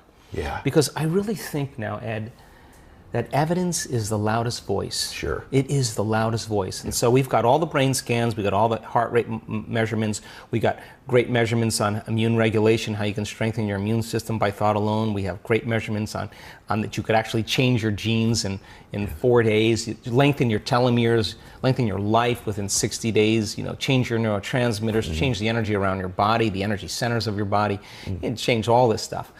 And so that's the scientific evidence, but the evidence of people now is really the laboratory. So then what's the side effect of a person then who begins to make significant changes in just mastering that formula? Well, the side effect is a remission from a health condition. So we have seen not once, not twice, more than twice, blind people. Like that one lady had a stroke on the optic nerve, a nurse from London, very smart lady, and the lesion was on the optic nerve, and it created a blind spot in her visual field from 6 o'clock to 9 o'clock. So she can't see anything there, and so she lost her license. She has her own company. She couldn't read emails, and sooner or later your brain accommodates a little bit, but not fully. And so the typical prognosis with a stroke when there's neurological damage is that if your brain doesn't recover within 2 weeks, it's going to stay. It's going to stay the same and slowly get worse. So she has great relationships with all the physicians, and they all said, yeah, you're going to have to learn to live with it. And believe it or not, one doctor said, hey, why don't you try going to this event? And this nurses are practical people. I mean, they're super practical people. And you want to get a good doctor, ask a nurse, right? Sure. And they're just very, very practical. So she did the online course, she did both the courses, she read all the books, she did all the meditations, and she came to the event with the intention of learning how to live with her condition. It didn't occur to her fully that she could heal it. And she went because she wanted to start a nonprofit to help people. Wow. So she went with a doctor that recommended the work, and just a certain point in the middle of the event, she was doing a walking meditation on the beach with 1,000 other people there, and it occurred to her that maybe she should think about healing her eyes. So she went into the meditation in the same day. And she laid down after we finished the meditation, and she said it was like someone taking cellophane, crackling it in her head. She felt something going on inside her brain, and she was crying because she knew something spectacular was happening. And she didn't want to open her eyes, and then the meditation ended, and she said, when I opened my eyes, it was like I was seeing so much brighter. Wow. And she said, I could see no blind spot, and the doctor was laying right next to her, and she was sobbing. They were hugging each other, gosh. And so she went on the Monday morning to get her eyes, the visual fields measured, and hopefully we'll get the image for you. But you can see on the pre-measurement just a black that quarter of the sphere, the lesion of the circle, was just all black. In other words, blindness. You see the post measurement on the Monday morning after the event. There isn't a black spot. Unbelievable. Complete restoration of sight. Now, if you ask me if that was possible, 2 years ago, I would say, yeah, it's possible theoretically. But now, like, this is the 4-minute mile. Then we have another lady that was blind from birth, 5% vision, and again, she had an amazing experience with our coherence healing. We teach people how to heal. When she opened her eyes, she could see faces for the first time. Unbelievable. And in fact, they had these 2 big bouquets on the stage, really big, beautiful flowers. And she had 5% vision, so she could just see a little bit of light. And she thought they were 2 guards, 2 bodyguards on the stage guarding me the whole event. And when she sat up, she could see flowers. Or you see the nurse tell her story, or the lady who's allergic to everything at the same event, who's wearing a mask with the filters and the whole bit, that had anaphylactic shock every day of her life. By the second day, she's on the floor with her mask off, dancing around. That person sits down after they witness that. When they close their eyes and they do their next meditation, their acceptance, their belief, and their ability to surrender and trust that it could happen to them becomes greater. What I want our community to do is say, what is standing in the way between me and my ability to connect to that field? Because I want to eliminate every belief, every emotion, every past, whatever. I want to remove all of those veils. Why am I doing this? Because I want to get so good at this. We have some MIT researchers that are going to organize all the data. 50%. I want to get to 50%, and then we are going to walk into children's hospitals and we're going to say, what kids, just give us your kids. We won't touch them, we don't want any money, all we want to do is help. And I think that is... that's amazing. That's a living organism called the human beings. The living organism, the human being, the age of selfish individuality has to end right now. The living organism has to take care of one another. They have to heal one another. They have to teach one another. They have to exchange important information amongst one another. They have to shine for one another, not to be outstanding and competitive, but to show others that they can shine. That's the only way we're going to make our way out of this mess. Oh my gosh. My favorite things that I've ever had said here, just so you know. Because the application of this is beyond just someone going from 5% vision to 95% vision. The application of this in humanity and consciousness, as you've just described there at the end, is what really I'm hearing and seeing all of that. That's what fascinates me. And I must say to you that, we all agree that certainly our thoughts can make us unhealthy. So if that is true, there's got to be a way that the mind and the heart can be able to heal the body as well. And I'm fascinated by the study of epigenetics, and what you've just covered here it's a whole new level. I love what you said. We've poked a hole. It's the 4-minute mile. But the reason it's the 4-minute mile is because once the 4-minute mile was broken, 2 weeks later, everybody was breaking it because it was a new belief, it's a new belief. level of consciousness. So the evidence of all these amazing healings, and not only just healings, people are creating new jobs, new opportunities, new relationships, new mystical experiences that transcend language, where you just can't be Ed anymore. You know too much after that. That's the unknown, right? So in order for you to really begin to explore the unknown aspect of yourself, you got to learn how to get beyond the known aspect of yourself. And if you keep coming back to the known, you're going to miss out on the unknown. So you would say, well, I don't know anything in the unknown. Of course, it's the unknown. And if you try to control it there, you're back to the known. If you try to predict it, you're back to the known. So you got to go through this trial and error of just kind of refining your attention, refining your ability. And it's just got to be something like playing tennis or playing golf or doing martial arts or working out or crocheting or dancing the salsa. You just got to keep going, man. In the beginning, it's tedious. And then when you start finding your groove, like our community, they don't miss their morning meditations. You know why? Because the magic is happening, and they know if they miss it, they're gonna cut off from the magic. So they, whether they're tired, whether they're hungover, whether they're in. And if you wake up in the morning and you can't get your butt out of bed. You know what that means? It just means you can predict the feeling of everything that's going to happen in your life, and the body's resigned. The body's resigned. So then, when you went on a school trip when you were a kid, you woke up before your parents because you knew something new was going to happen. That's the body going, wake up. Wake up. It's something unexpected is going to happen. What happened to us, right? Christmas Day. Yeah. So why not, put in your time, and then measure the effects of you at cause. I mean, become the scientist in your life and really start to experiment with it. Okay, let me change my energy.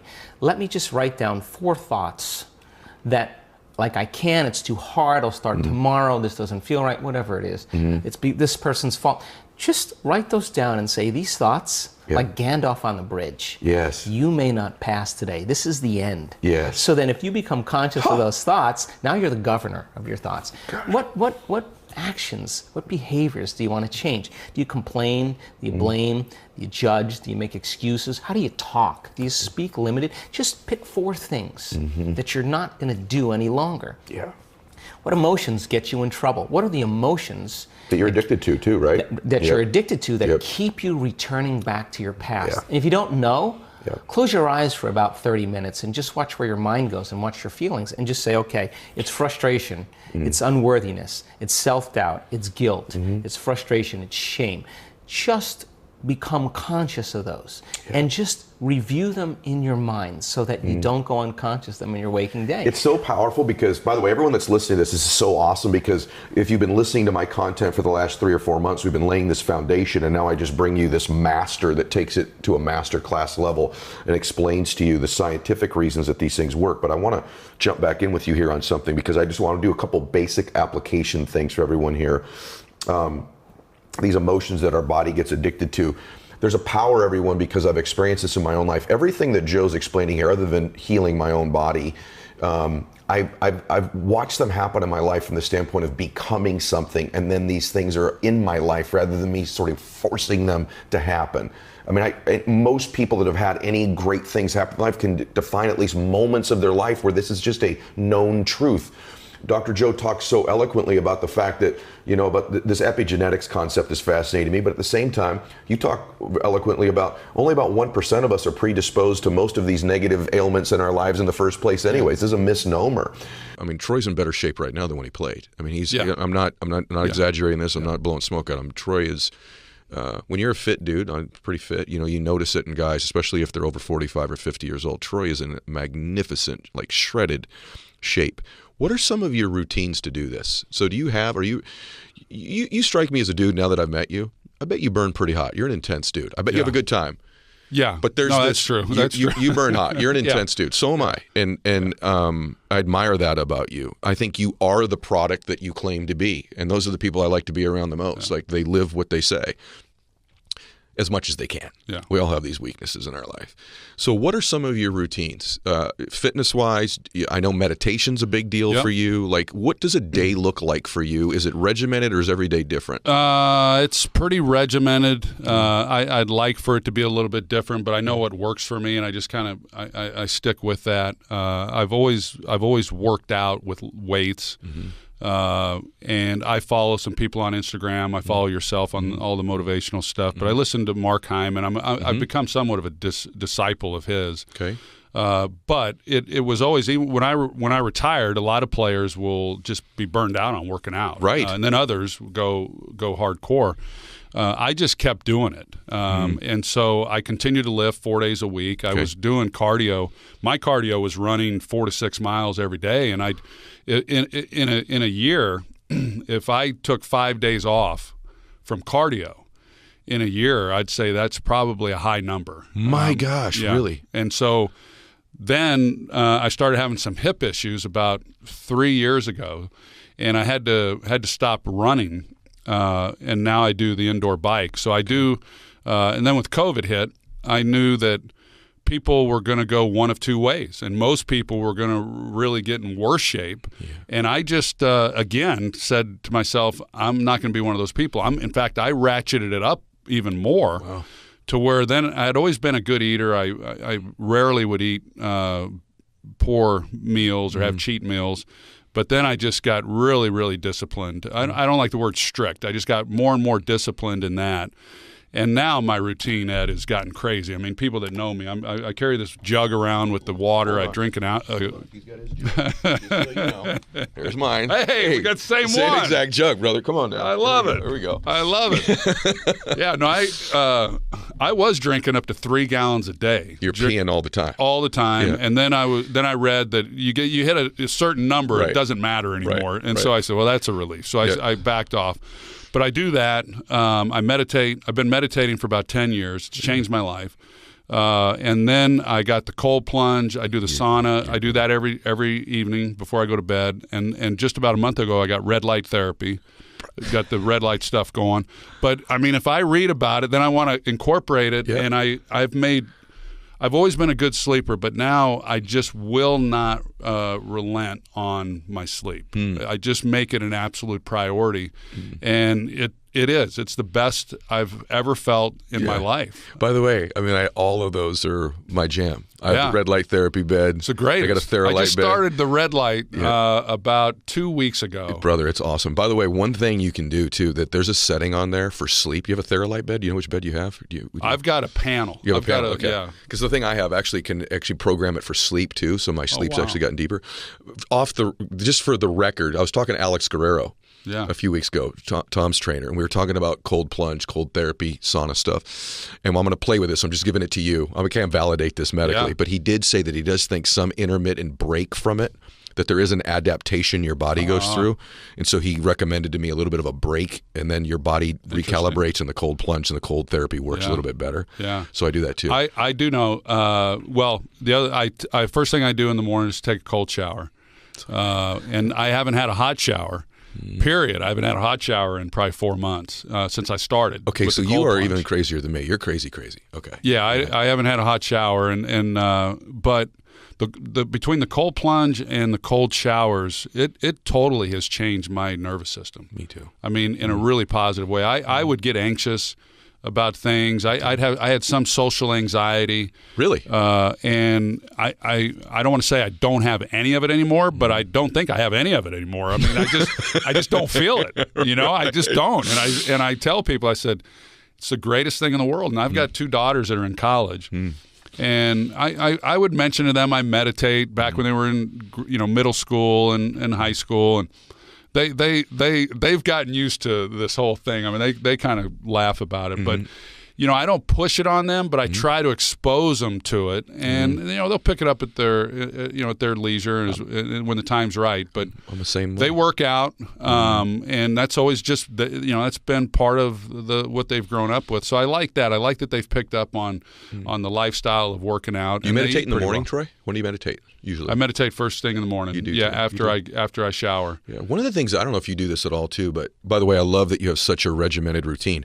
My confidence, I think, now that I look back on it, I think my confidence comes from the fact that I know I'm not going to get outworked. Yeah. And I know that under pressure, I have reflexively good habits that serve me. Right. When pressure's cranked up, I sense that with you too.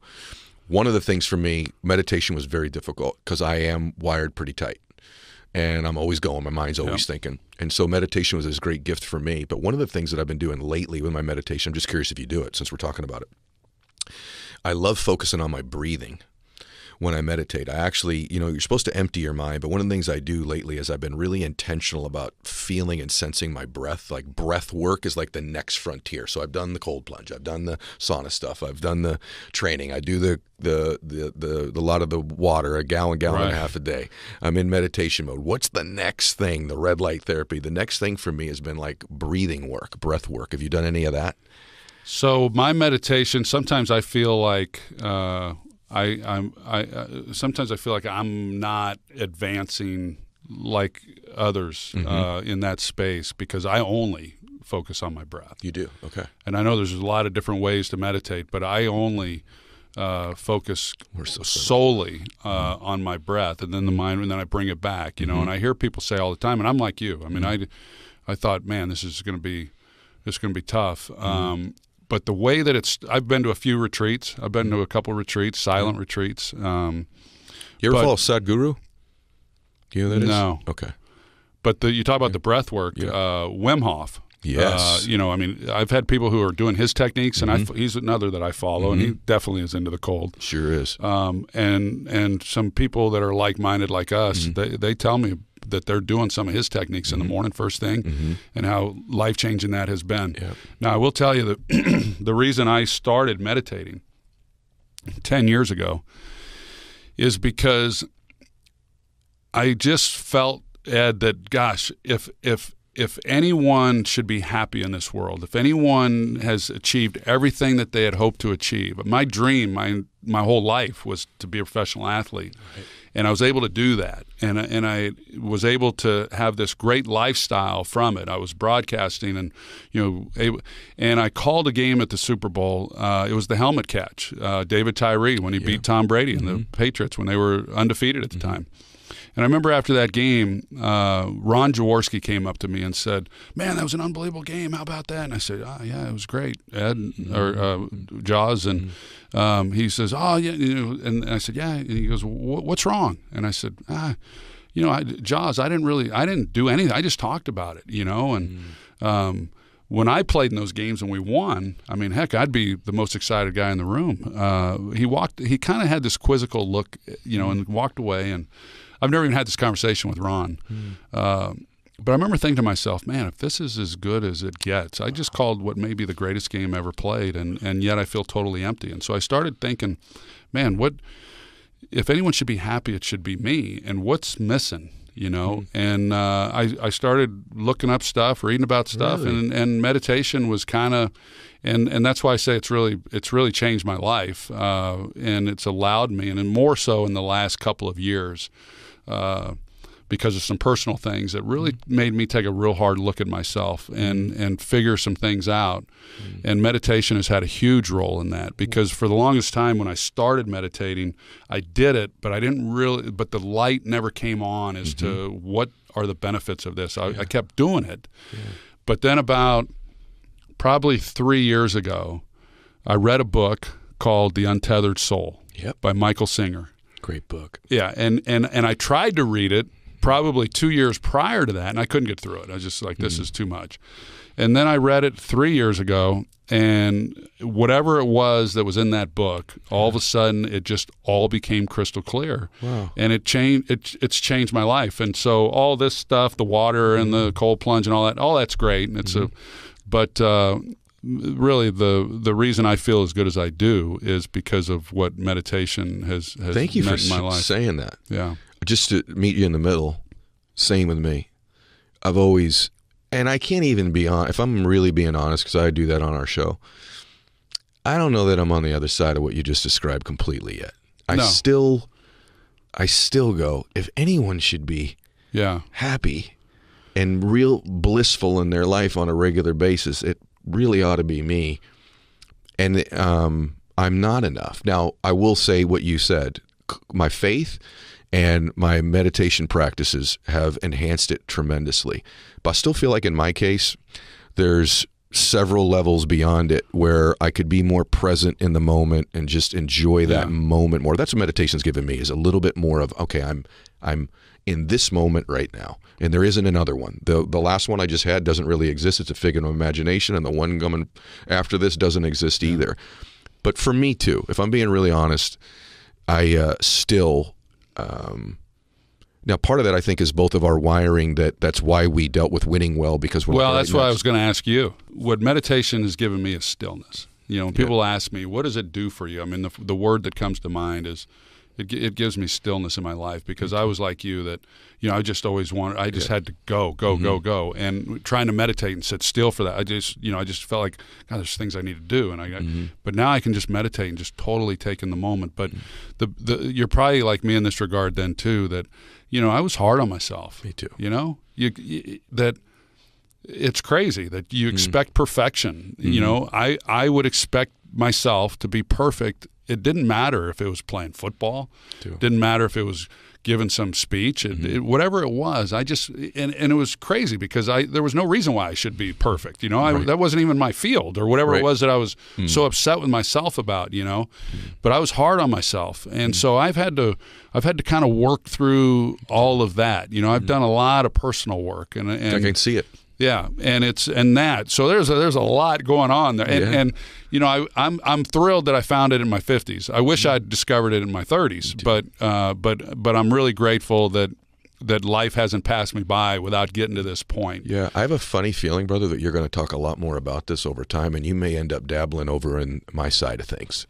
I could see you really reaching a lot of people with this as the more and more you dig deeper and understand more about you and what you're doing. Already today, I guarantee you. We've done 35, 40 minutes so far. I can promise you the last 8 minutes is the part that people are going to be talking about.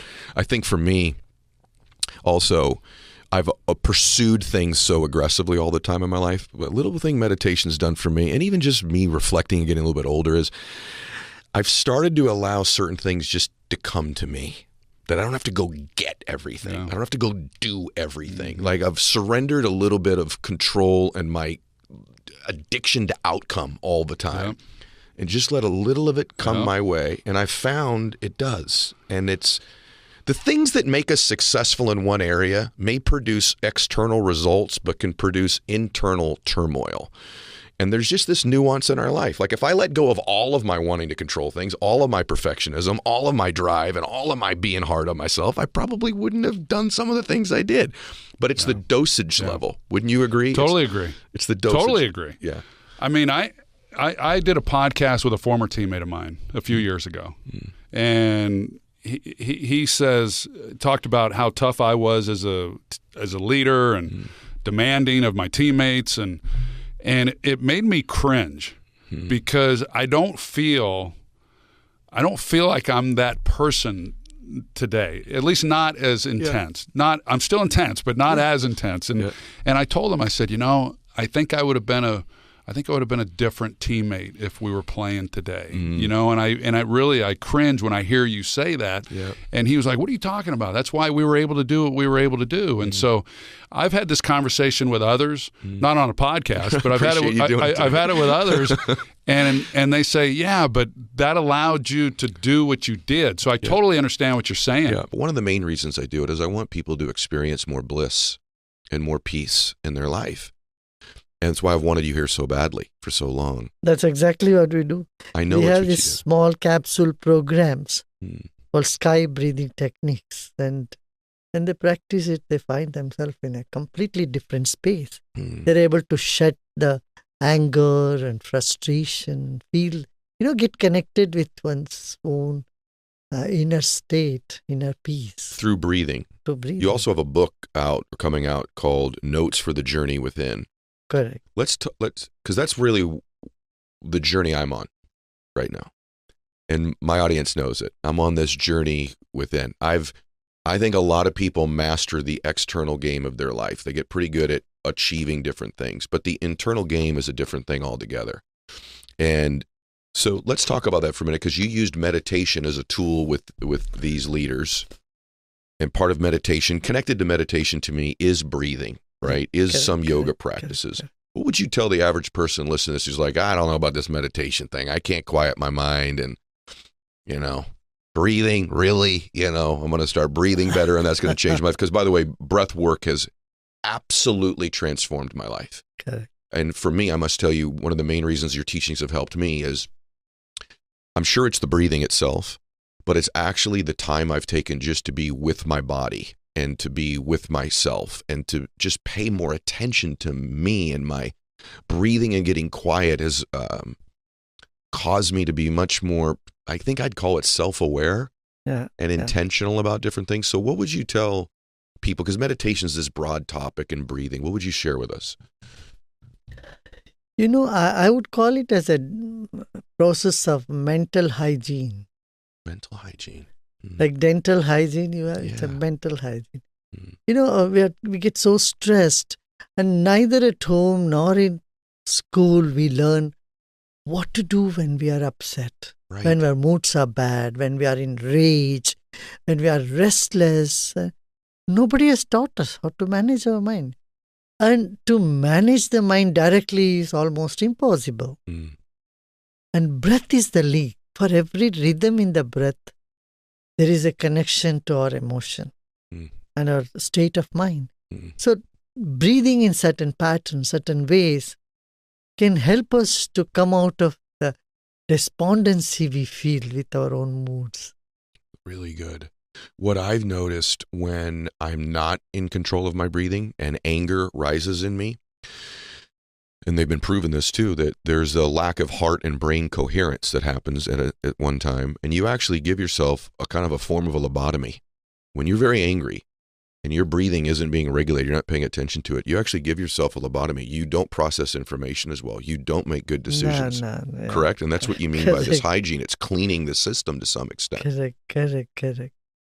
And the breathing and meditation brings clarity in mind and focus in our awareness, in our attention span. Today what we see is a lack of attention span in colleges and schools. Our attention span is reducing day by day. Breathing and meditation help us to get over this attention deficiency syndrome. And there is more intuitive ability that comes up within you. You become more creative. And this is what you want, whether you are in business or in academics, all that you need is an intuitive ability, force from within. This is why you're brilliant. Let me tell you, I want to elaborate on that. Can I add to what you just said and acknowledge it? So what my breathing and my meditation work has done for me is my attention span has increased.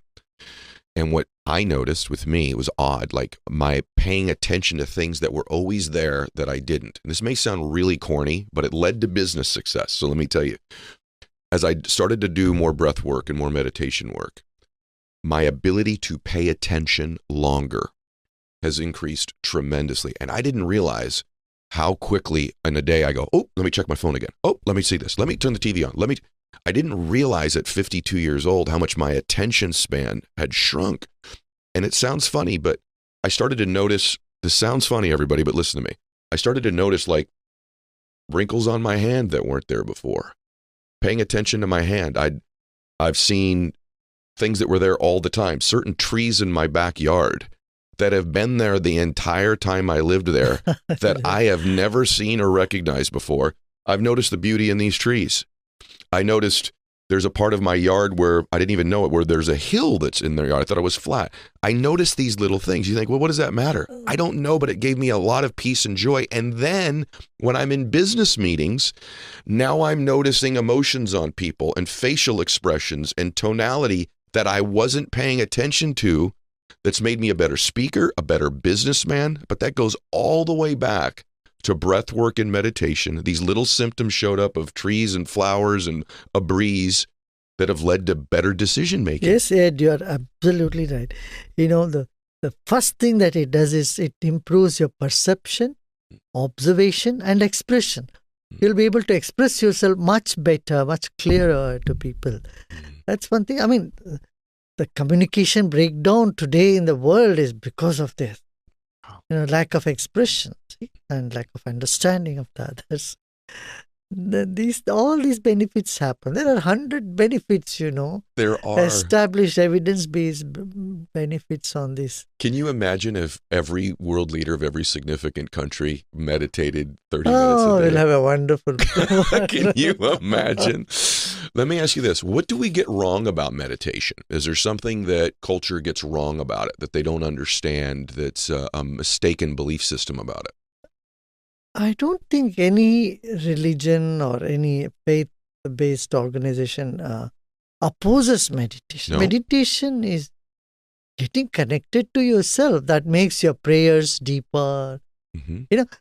I have a comparison between prayer and meditation. Prayer is like, God, give me this, give me that. Meditation is, oh, here I am ready to listen to you. What do you have to say to me? That's so good. Do you know that my dreams have become more vivid and clear also at night? I just want everybody to hear this. And I'm telling you, this isn't foofy stuff. I mean, it's foofy stuff, but it's also business stuff. It's life stuff. What you just said about your ability to express yourself and to communicate. Now, since you used the word self, let's go pretty deep here, because there's other stuff I want to ask you. So you said self. What is self? I've heard you say you are not your body. You are not even your thoughts or your mind. So who am I? What is self then? If I'm not my thoughts, I'm not my mind, and I'm not my body, what and who are we? We cannot say I'm just my body. I'm not just my thoughts. I'm not just my emotions. You cannot say I'm not the body, but you can say I'm not just my body. Not just, okay. I'm much more than the body, because body is changing, but there is something in me is not changing. Our thoughts are changing, emotions are changing. There is one aspect in you that is a reference point of all changes. Without that, you can't even notice changes. Right? Right. You can't say I have changed unless there is somebody inside who has not changed. Yeah. Right. Right. Right. Okay. Yep. So change can only be noticed with a reference which is non-change. And this non-changing aspect inside of you that doesn't die, that doesn't, age, and that source of all energy is not an entity, but it is a field. It's an energy. Mm-hmm. Mm-hmm. And with this reference in life, our other activities, our emotions, our dealings, everything gets a good foothold. They become very stable. The glimpse of your non-changing entity or aspect inside of you can make your life so much more stable and powerful and focused, and and can give impotence to your activity, your dynamism. Do you think that that's why I want to ask you this, because this is recent work for me, like call it a year that I've been doing. I've noticed that things that used to make me very worried or very angry or give me great anxiety or trepidation. Doesn't do anymore. It doesn't do it anymore. Or at least it does it a lot less. Is that a product of this? Absolutely. Absolutely. Do you have that? So you're right on the dot. Yes. Yeah. You may get upset even now, but that doesn't stay too long. Right. Even you may get angry, you may shout something, but, it doesn't just touch you, it doesn't sink into you so much. So there is a part of you which remains very blissful, calm, steady, and, serene. You're right. My faith has always given me a great deal of comfort. I'm a Christian. It's always given me a great deal of comfort and perspective. But my breath work and my meditation work has given me a perspective and calmness that shocks me. Because what you said about me, I've always thought, you know what? I run a little hot. I'm just a wound up guy, and I've found that actually I don't think that's me. I think that was a program I was running for years, that I almost became addicted to these emotions of frustration and anxiety and worry and sprinkling a little anger from time to time. That was kind of my cocktail of my emotions. And I find lately it's more like gratitude and bliss and peace and perspective. Correct. It's changed. No, you're right. This is what even, what Jesus said, the kingdom of God is within you. Unless you become like a child from within, getting into that space of innocence within you, you can't get to the kingdom of my Father. Do you do anything to center yourself? So you flew 18 hours last night, at least, plus the drive, plus this, plus that, plus it's LA, you're driving to me today. Is there anything you do before an interview like this, or a moment like this, or a day that helps center you? Is there something specific that you do? No, I don't do anything, any of it. Honestly? Yeah. It's just your state of being now. Yes. When you keep doing something for some time, and then it becomes very obvious in your nature, and you don't need to do anymore. But you do believe in karma, and your definition of karma is something I had not heard before also. I thought karma was like, I do something bad, it's going to come back around and get me. I do something good, it's going to come back around and bless me. But I don't give it away, but you define karma as what? See, karma is the impression in the mind. Okay. Karma has three connotations. One is it's the impressions, and then it is the tendencies, and it is the fruit of the action that you have already executed. Okay. So action is also called karma. Action is karma. Yes, That correct. was the difference for me. What do you mean when you say that? Because that was the difference. That action is karma. There is a term called karma yogi. Means you are putting your 100% and not worried about the result. That is karma yogi.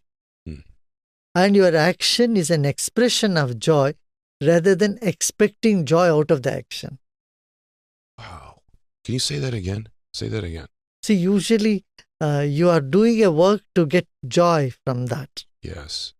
Instead of joy as a product of action, now here joy as an instrument of action.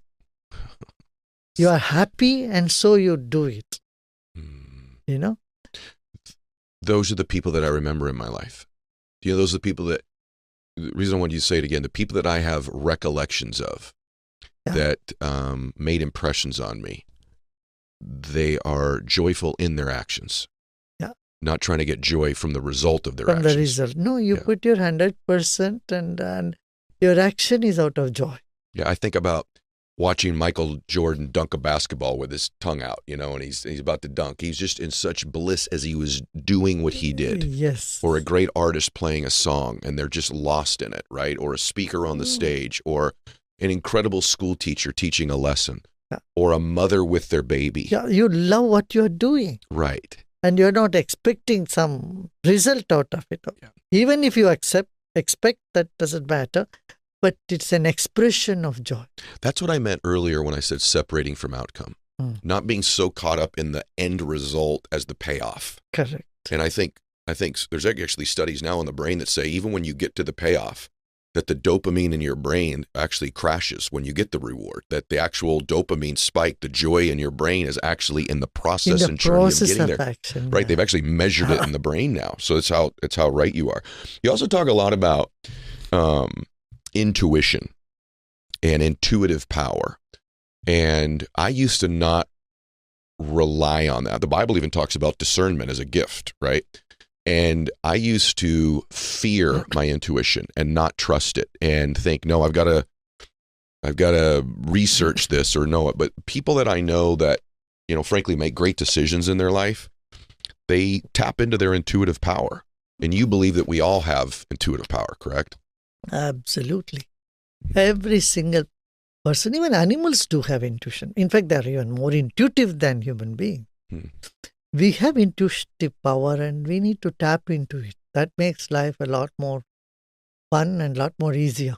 How do you do that? By just listening to that whisper, that voice in your heart, in your head? For that, you need to have clarity in mind. If your mind is all with buzz of too many things and worries, forget about intuition. Again, here, breathing and breath work and meditation helps you to connect to that deeper self inside of you, which is not changing. What specific thing? I want them to read the book and I want them to go to your courses too. So I want to don't give too much, but what about breathing? What could you teach us right now as it relates to our breathing that would benefit us? See, the first act of life is you took a deep breath in. Then you started crying. The last act of our life is you will breathe out and you'll make others cry. Yeah. If you don't do that, then you have not lived a good life. Wow. So in between, when we are breathing every day and night, we are releasing toxins from the body. We are bringing to rest our subconscious, unconscious mind. But we seldom attend to the breath, which has several patterns, several rhythms. So by attending to the rhythm of the breath, or breathing it in certain rhythms, sets the clock in its right perspective. No point in having a clock showing Eastern time here in West Coast, right? Or giving in time of Israel in sitting in USA. So you need to set your clock to the current position where you are. It's really true. Like that, our mind, our body, our breath, our intellect, our memory, all these 7, our faculties, inner faculties, gets into rhythm. Mm. Mm. And so we are in the present moment. That's what breathing's done for me. Focusing on my breath has brought me to I had a hard time just getting quiet, emptying my mind. And when I started to focus on my breath work, I realized I'm right here, right now. And it's easy. Yeah, and it's easy. It is so easy. It's interesting in life. The things that are the most wonderful in our lives, we need to be careful not to take for granted. So you have this amazing spouse, and maybe over time, because they're just there all the time, you begin to take them for granted. Or, you have children in your home. Parents can relate to this. And boy, then when they leave, you just go, I hope did I take it for granted when they were here? And breath is like that. Breath is with you all the time. And because it's with you all the time, don't you think we just sort of take it for granted that it's just there and it's not that big of a deal? Correct. You agree? You're right. Yeah.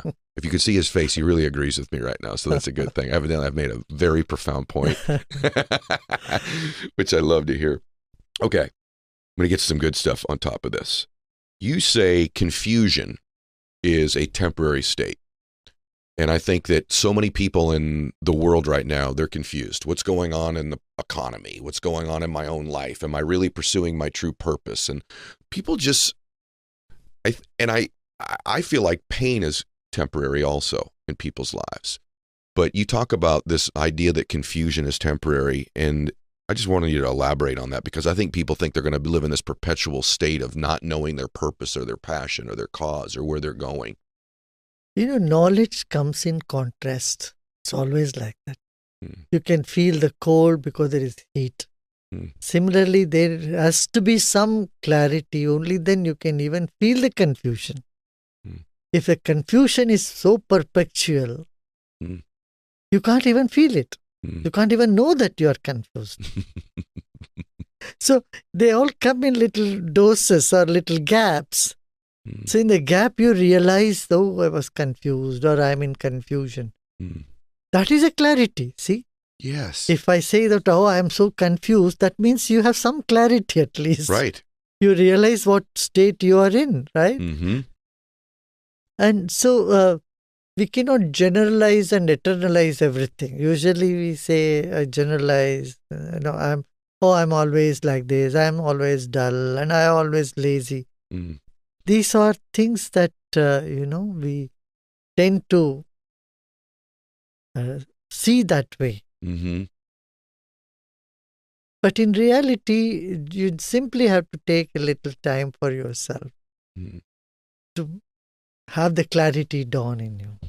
I would say more than confusion today, people are in a state of uncertainty. Yes. Everything is uncertain. So that state of uncertainty causes more confusion in the mind about the choices. What I was going to say about that was, I hope everybody can feel what I feel sitting really close to you, because energy is real. And when you're in the presence of somebody that has such peaceful energy or clarity, you tend to catch some of it. So like, as I'm sitting here listening, I'm finding myself like very at ease, very peaceful, very clear in what I'm thinking about and that I want to do. And I feel like that's almost like an energy frequency that you give off. And I guarantee you, everyone who's come in your presence feels this. It's just easier. It's easier. We convey more through our vibrations than through our words. You may talk for hours, but then if the vibration doesn't convey, nothing gets conveyed. So one can stand and talk about love for 1 hour, but if they're not living it, if it's not coming in the vibrational level, you don't feel anything. You're right. But a puppy in your home, a dog in your house can make you feel that love in no time. A baby can make you feel that vibes, right? Yeah, just their vibrational frequency, just their presence. Yeah. And you should ask yourself, everybody, I want you to talk about this too. When I'm around you, it makes me evaluate other people I'm around. And what energy do they give me? And, you know, I don't think people evaluate often enough the vibrational frequency they're getting from the people they surround themselves the most with. Do you believe there are toxic people? Do you believe there's toxic energy? Do you believe people should be more vigilant in their evaluation of the human beings they surround themselves with? What are your beliefs about that, your thoughts? As I said, we are an energy field. Definitely, each other's energy affect us. Suppose someone is very angry and they're coming with those vibes, and then of course it affects you.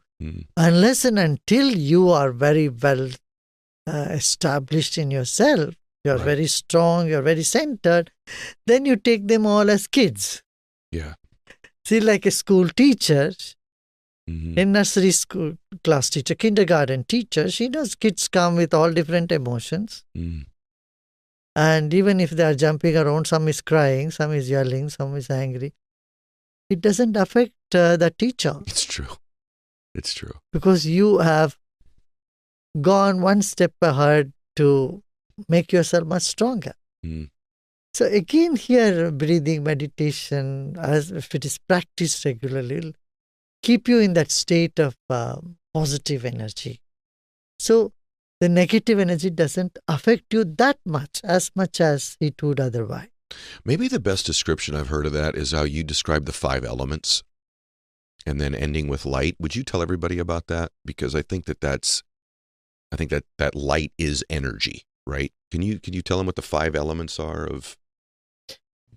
See, we have earth, water, fire, air, ether. These are the elements. But one interesting thing, if you see, the lighter energy spreads more. Spreads more. The finer it is, it reaches more. So our mind is much lighter in the sense. In meditation, one can experience this. You cannot understand just as a concept. Yeah. But as an experience, you can get it if you sit with a teacher or learn or practice it, then it's easy. So let's talk about how that turnaround happens. So it ends up kind of going BK. Yeah. Real estate market takes a dump. Can't get your hands on some leverage anymore.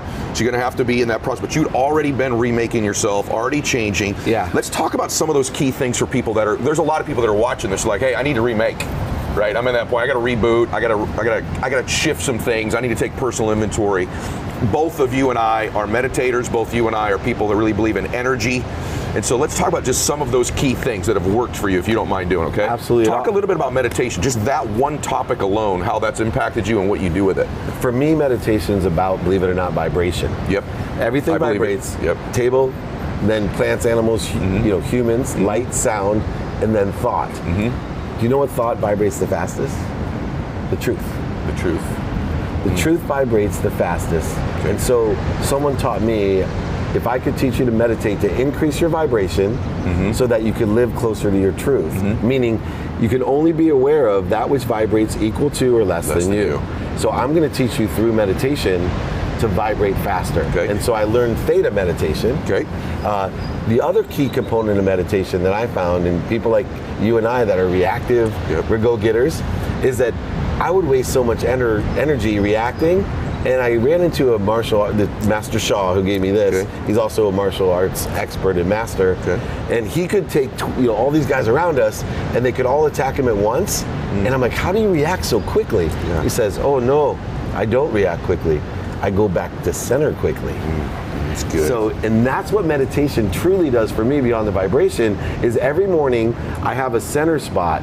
So if something takes me off of that spot for the first 20 minutes a day, yes, I don't worry about this. I worry about going back to here, and then this becomes an illusion. Oh, I love that. Because when you're at peace, all distractions, attacking thoughts, voids, shortages, obstacles are just illusions.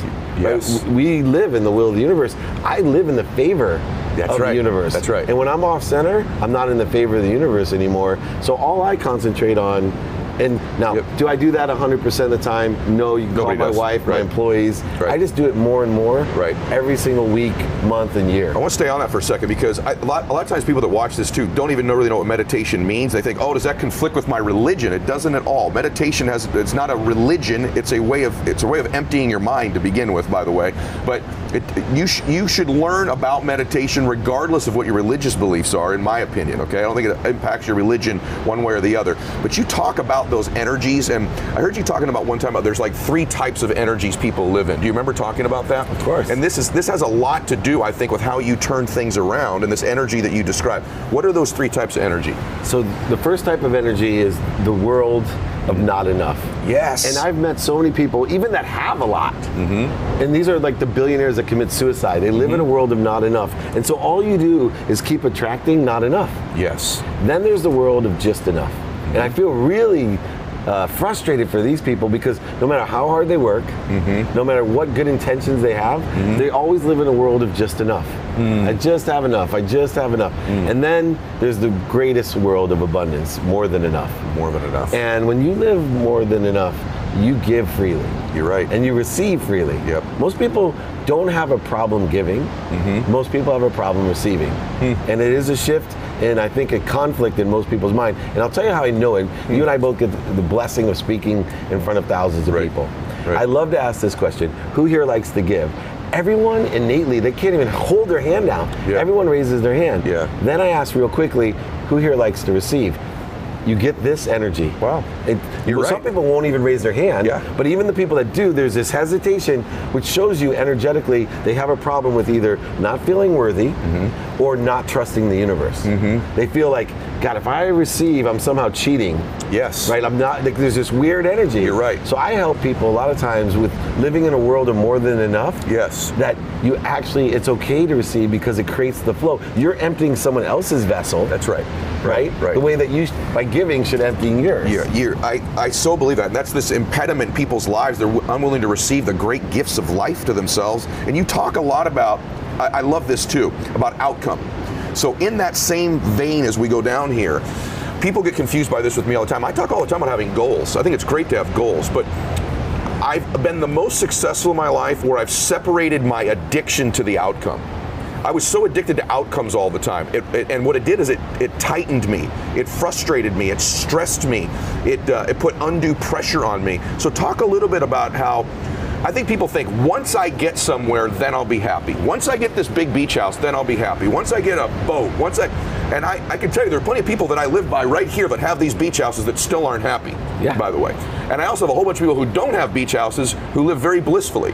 So I talk a lot about living in what I call like blissful dissatisfaction. What I mean by that is, you could be dissatisfied and want more in your life, but there's no correlation with that with not being able to live happily and blissfully now. In other words, my bliss isn't attached to an outcome in my life, right? Can you talk about that from your perspective? So I think of anyone I've heard discuss this in the business space, because remember, this is someone who's on multiple occasions brought lots of abundance and wealth into his life over and over. Not just abundance, but created it for a lot of other athletes, a lot of other people around him, a lot of business partners. So he understands this principle. It's something you really need to listen to right here. So talk about that for a second. This is a critical point because we're goal-oriented people. Yes. Right? We played sports. You know, it's all about winning. And so what I used to do is I'd attach, once I graduate high school, I'll be happy. If I get a scholarship to college, I graduate. All these, and every time it occurred, I still was in the same state of mind. Yes. What I learned to do was detach the happiness, this bliss, from the outcome. Now, the difference is most people get concerned like, well, how can you be motivated without an outcome? No. I have outcomes and I pray every morning. This is a truly abundant thing. My first prayer every morning is, may God put in front of me 10 people that I can help. That you can help. That's that all. You can help. That I can help. And I've shifted the paradigm of value, understanding outcomes and happiness. So I used to, and maybe you'll understand this, I'm a great salesman. You are. I can oversell, back end sell, and lie to you. I can cheat to you. I've done it when I was in my 20s. I would shade the truth.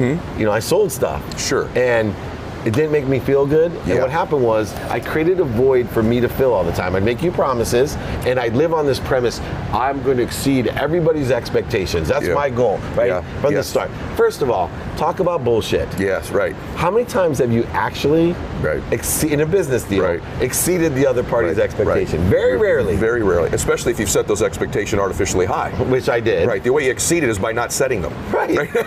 By not charging or selling it. And that's what I started doing. Right. But what was cool was I started with this prayer, and then I said, what if I started the day with this energy that God put a whole bag of $100 bills in front of me, and my job all day long was to trade $100 bills for 20.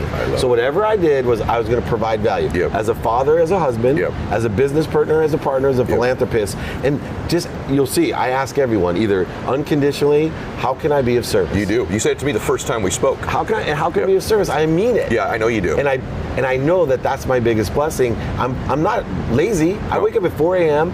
I work really hard for others. But I also, when I work hard for others, I have my intention, my focus on what I want. Stay on that for a second. So the power of what you're talking about for me is the intention part. So I want you to talk about intention, because the power of overpromising and knowing you're lying when you say it, you know your intentions weren't pure when you say it. There's a power to just knowing what your intent is. That $100, that give $100 to take $20 is an intention too, that I think gives you, I think it helps you, I don't want to get too technical with everybody, but it actually helps you vibrate at a faster and higher level. Talk a little bit about the power of that intention there. Yeah, well, I was taught by Wayne Dyer. I think you studied as well, Doctor. So there's a field of intention.